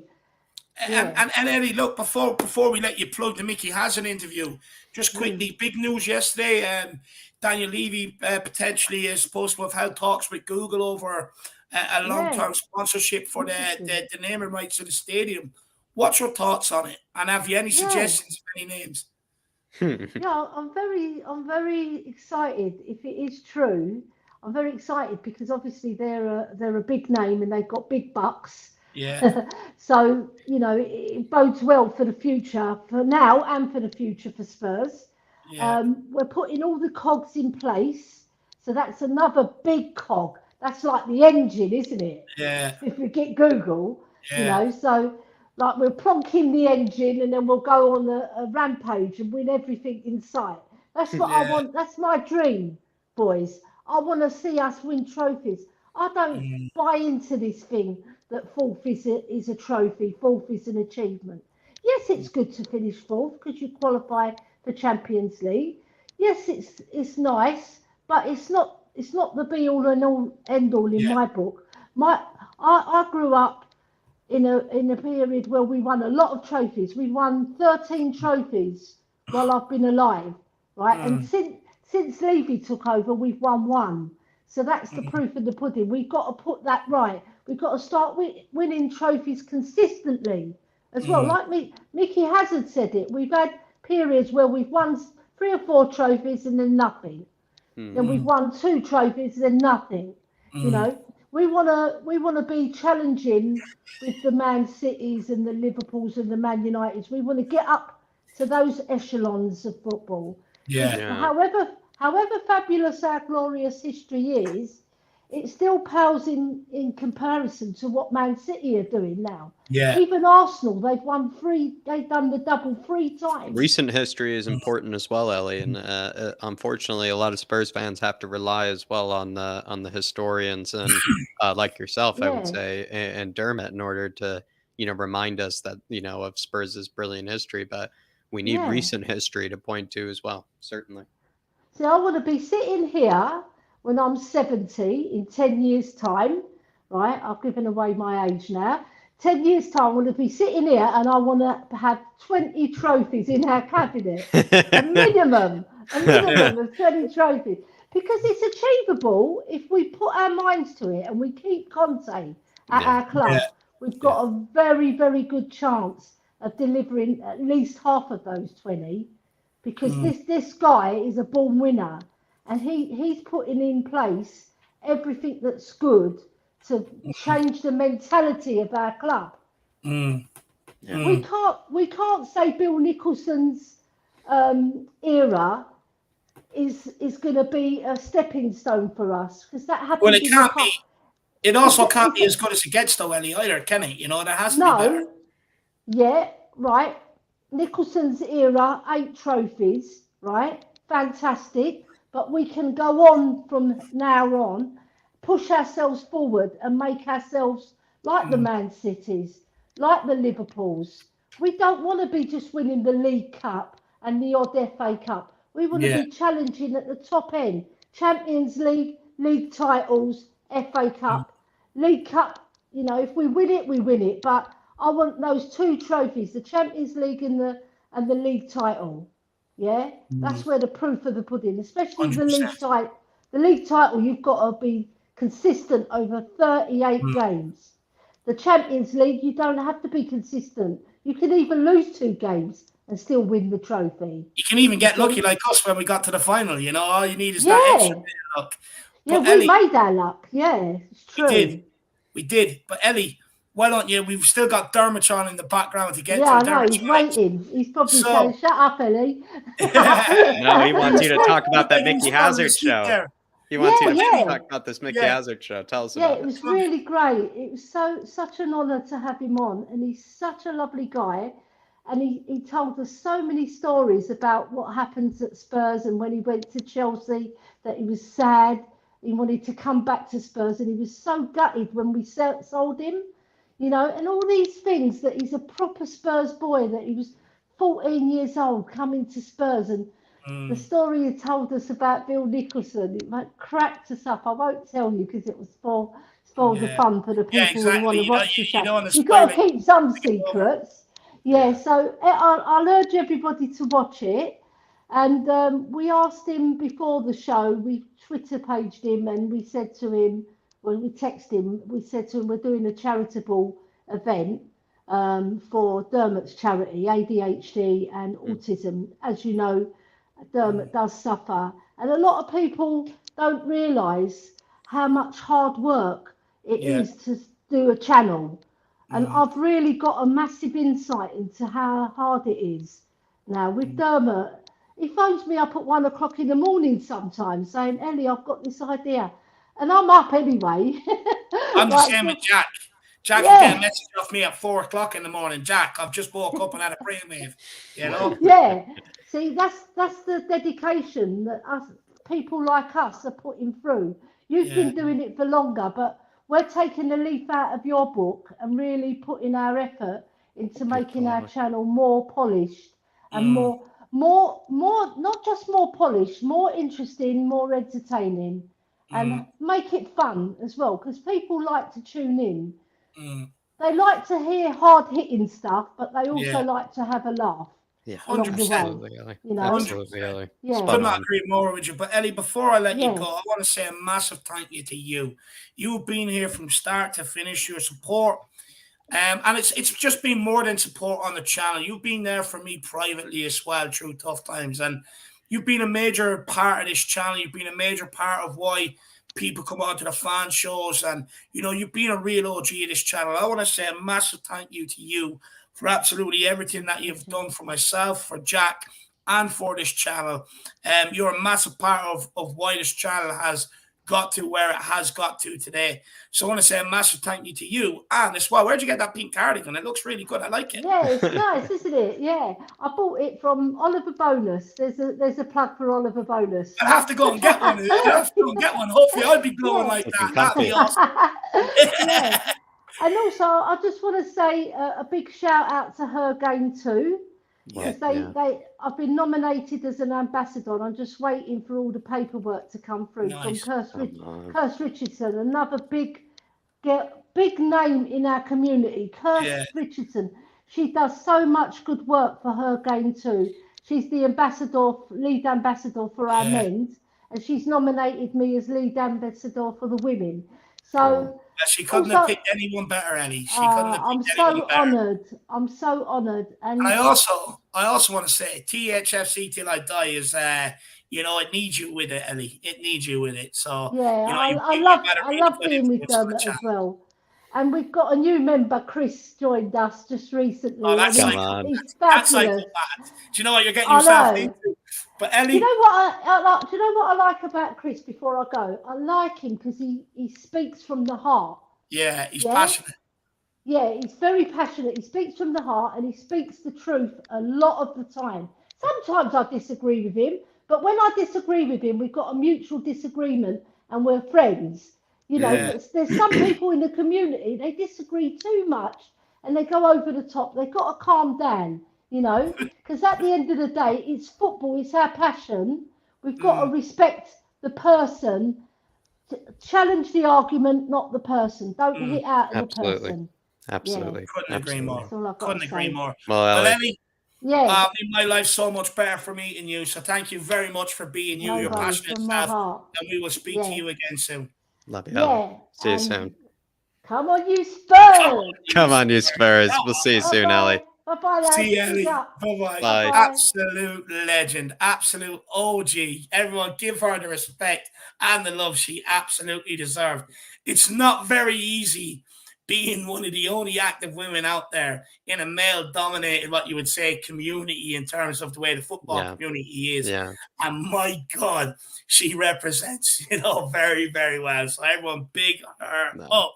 But look, let's get on the last guest of the evening. We'll give him 10, 15 minutes, and then we're going to end off because it's already midnight my time. But look, let's get Dermatron on.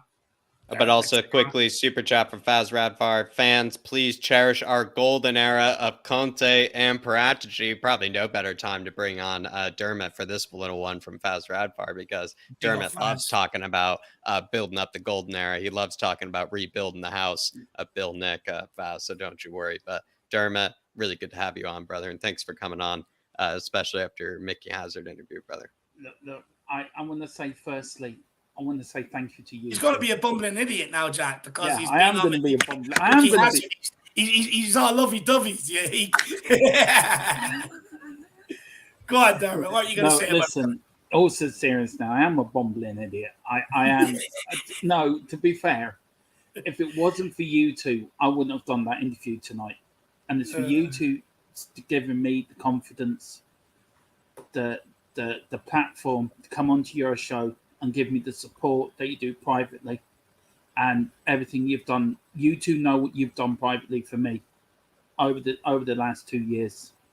And more than YouTube, as well as in my private life. And I cannot thank you two enough for everything you've done for me. Love you, Dermot. This whole community loves you, brother. This whole community loves you as well, brother. No, you know what? I'm a big believer in treating people with respect and niceness, So... people treat me that way. I treat them that way, Dermot. It works both ways, my man. Works both ways. I know. I wouldn't be here if it wasn't for you two. And, I can't thank you two enough. THFC, this is the mothership to THFC till I die. I mean, it feels like you two are the parents of the channel, the grandparents of the channel. Do you know what I mean? Jack, I'm pretty sure you still got color left in your hair, don't you? I'm actually thinking I'm getting a little psyched out. Maybe I'm losing my hair because of Spurs. Actually, can't be the parents. We don't have grays. Maybe it is time to become I'm just beating you too with the grays, to be fair. But look, Dermo, I love the mushy washy. Come on, what do you want to talk about when it comes to Tottenham, brother? Let's go. What do you want to talk about? Firstly, I want to talk about Google. Where did that come from? I didn't know nothing about it until I texted you yesterday. Jack's cousin, Todd Klein. Is that what it is? Yeah. Well, can you? Yeah, I tell you, what a great move by Spurs. If we can get Google, what a brilliant move that would be. It would be an absolute brilliant for the club. Any suggestions on stadium names? Well, I put it up on Twitter yesterday. I said either Google White Hart Lane Stadium or the Google Bill Nicholson Stadium. Now, probably called Gogglebox Stadium, probably. Google Bill Nick Stadium. Yeah. Or Google.com Stadium. There you go. Or else it'll just be get your, whatever they're trying to sell you, the latest they're trying to sell you, Yeah. Get this vibrator, $8.99 Stadium, you know what I mean? It could be something absolutely ridiculous. Yeah. Every week have a sale on it. Yeah. January sale. But no, honestly, in all seriousness, it'd be very good for this club, Darmo, in terms of just having that solid income every year. I'll be honest with you, I would like them to keep Tottenham in the name or some reference to Tottenham, but at the end of the day, they're paying for the rights. They can call it whatever they feel like calling it. And to be honest with you, as long as the money's good enough and we use it in the right way, they can fucking call it what they want. I couldn't give a cahoots. How important is it that we do use that money correctly? Because we've got a second chance this time round. And the reason why I talk about second chances, The first chance was to capitalize off getting to the Champions League final. Your stock is never going to be higher. You should have used that to get in a couple of marquee players, revamp the squad, and push on again the following season, like Liverpool done when they lost the Champions League final the season before that. We didn't do it, but now with this, with Conte, with Paratici, with the scouting people he's brought in place, the whole redevelopment of the staff and the youth academy that we're going through, how important is it now that we do use that money correctly this time round and take that second chance? It's so important. We can't fuck this up. We really can't fuck it up, because if we do, then where? Then where do we go? Look, this is the chance. We've been given a second chance. Not many teams get second chances. We've got one now. Let's take it with both hands and run with it. Google, I mean, you're probably right about teams not getting second chances, actually, Dermot. Yeah, I think. I mean, you look over the years, you look at the Liverpool sides, every year they just rebuilt. Man United for 20 years, the same thing. Ferguson, every season, a couple of big names out, a couple of players in, even the kids in. We've got a chance to build ourselves a brilliant youth academy. You look at the youth academy of the past, we brought through Mickey Hazard, then Hoddle. Graham Roberts. Graham Roberts didn't even. We bought him very young, but he's still, as Mickey said tonight, one of ours. You look at Harry Kane, bought through the cat, and that man is the catalyst of what Tottenham Hotspur is all about. You want to know what Tottenham Hotspur is about? Harry Kane is Tottenham Hotspur. He's our Mr. Tottenham now. Do you know what it would be nice? Do you know what it'd be nice to produce some players through the ranks, Dermot? Because hopefully you won't ever get into a position where we were a couple of years ago, where you're bringing in players from outside the club on huge money who are lazy folks, and basically couldn't give a shit about the club. And then and we had too many of them where we accumulated and we didn't have really anyone that had come through the academy with that fucking passion and love for Tottenham. And it's like a bit like what John Terry was for Chelsea, a bit like what Roy Keane was for United, a standard setter where it's like, look, mate, you're not at fucking shitty little Leon anymore. We're not letting you off at half time to go and eat frog's legs. You're at Tottenham Hotspur. You're going to fucking put the effort in training. These are the standards. If you don't meet these standards, I'll get you in a headlock in the dressing room when no one else is fucking looking, and I'll make you reach these standards. And hopefully that's what them in future, if we can bring through these academy players, hopefully that's what they'll bring, Dermot, because we have seen the effects of not having that over the last recent years. Yeah, I mean, you look at Roy Keane, as much as, everyone hates Roy Keane. I'm one of Roy Keane's biggest fans for what he done with the Irish side, apart from 2002, why I hated his guts for about a year. Dermot, do you want to know what the difference is?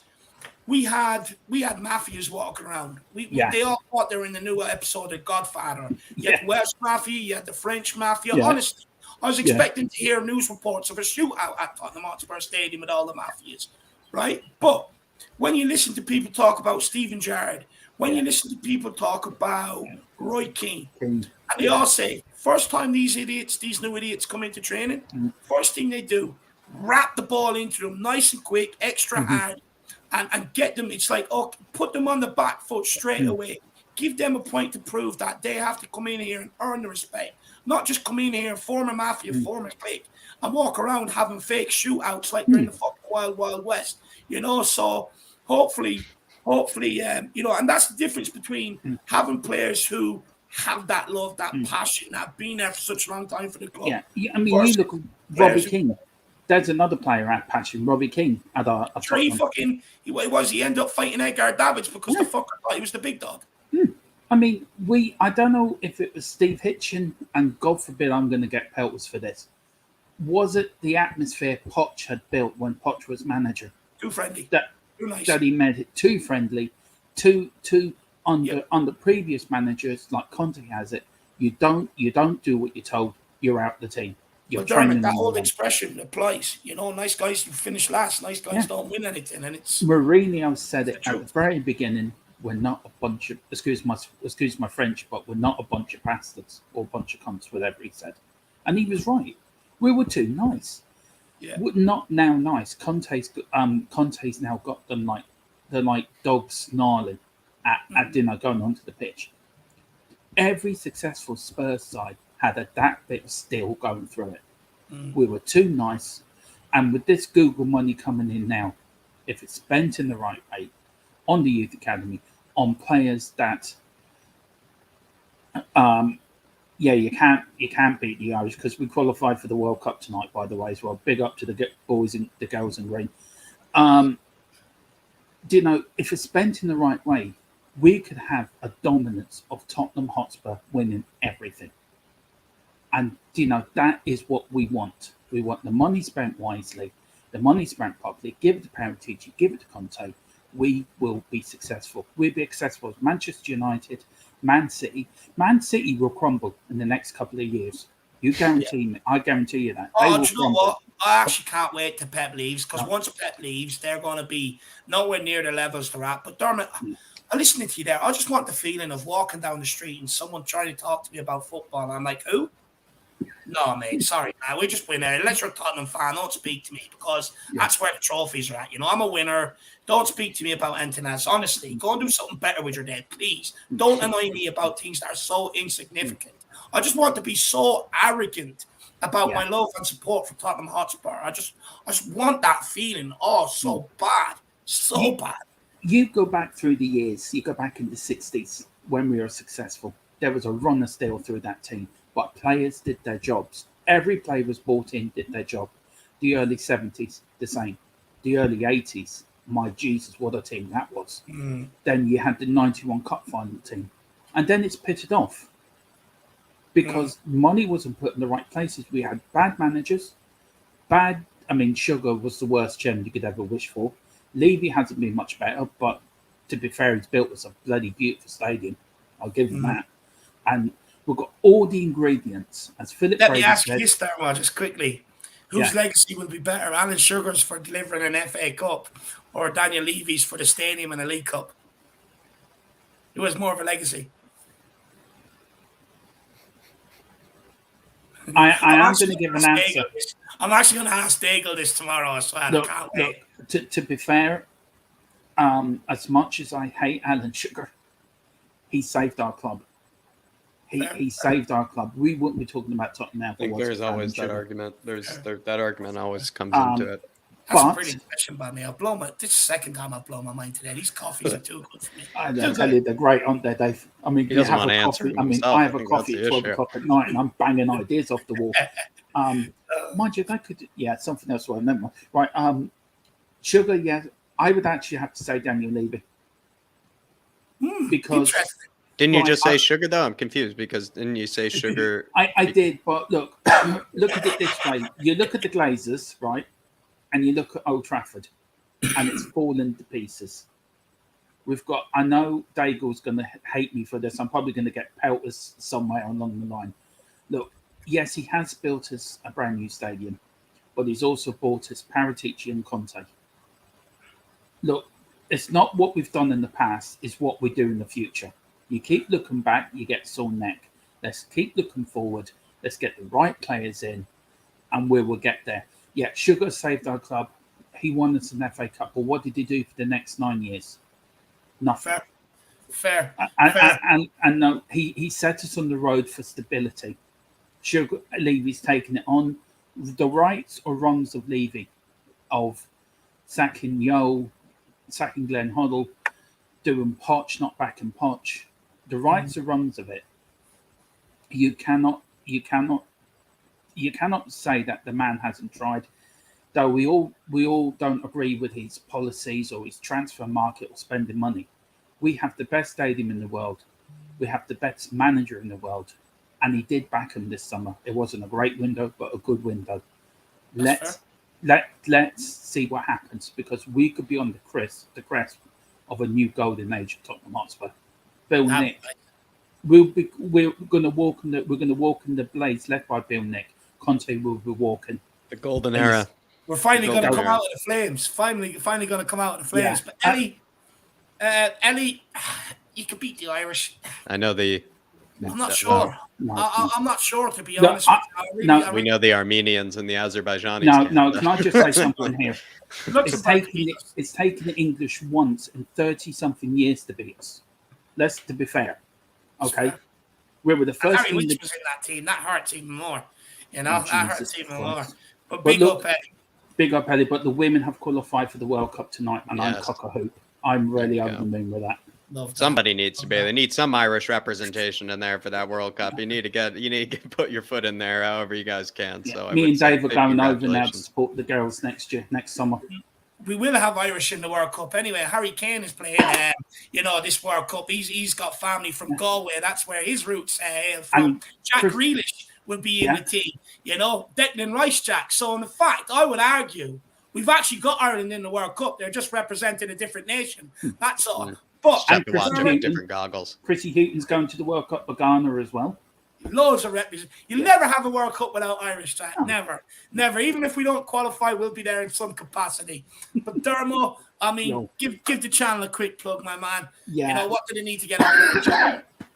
Yeah, look, we had the Mickey Hazard show tonight. Can I just thank Ellie, Philip, and Brad for really doing everything that will help me with that show. I can't thank them enough. Ellie is a breath of fresh air. She's great to work with. And please, everyone, show her a love. Because David's right, there's not many women in the YouTube community. And Ellie is a trailblazer. She has been on the football pitch. And she is in the YouTube community as well. Because she is a number one. She really is. Yeah, we've got the Mickey Hazard show that's done tonight. That was such a blast. I still can't get over I spoke to him. Also, we've got post-match this week of the Frankfurt game. We've got the build-up for the games coming up at the weekend. And Izan is doing a player profile. So we'll be getting that out as well in the next while. So, yeah, Chris has joined us. Philip Brady tonight joined us from his Ringo Starr drumming tour in Dublin. So he joined us tonight. So, yeah, if you want a bit of fun and you want a bit of class, you want a bit more of the Irish way, come over to DHFC till I die, because we will make you feel right at home in the good old Spurs glory years and today as well. No, absolutely love it. Absolutely love it. Everybody get over, check out Dermotron, Ellie, the Godfather, and Blue Sofa Songs stream with Mickey Hazard. Dermo, it's been a pleasure, my man. And stay in the back end. I suppose we'll have a bit of a chat as soon as we end off here. We will, yeah. Pick yourself up. Yeah, we'll chew the fat. We'll chew something anyway. Yeah, I'll sit there. I'll sit there for 5-10 minutes for sure, my man. Beat yourself up, Dermot. We'll see you again soon, brother. Actually, give me a come on, you Spurs. And a score prediction. Come on, you Spurs. And score prediction. I'm going for 5-0 Tottenham. Love it. Whoa. Love it. Get Love ready. it. It's the day the forward line clicks. It's recognition day tomorrow for Dermot. Lots of Dermot, ketchup Sean. and mustard for tomorrow then, Dermot. Lots of ketchup and mustard. And congrats on your 2 years as well, guys. And again, thank you for everything you've done for us. For myself, and for our channel, everyone in the community. We can't thank you enough. Our lives have been enriched with you and Jack in it. So thank you so much. Appreciate it, my man. We'll speak to you in a few minutes, See you Dermot. soon. Sean. See you, my man. Big yourself up.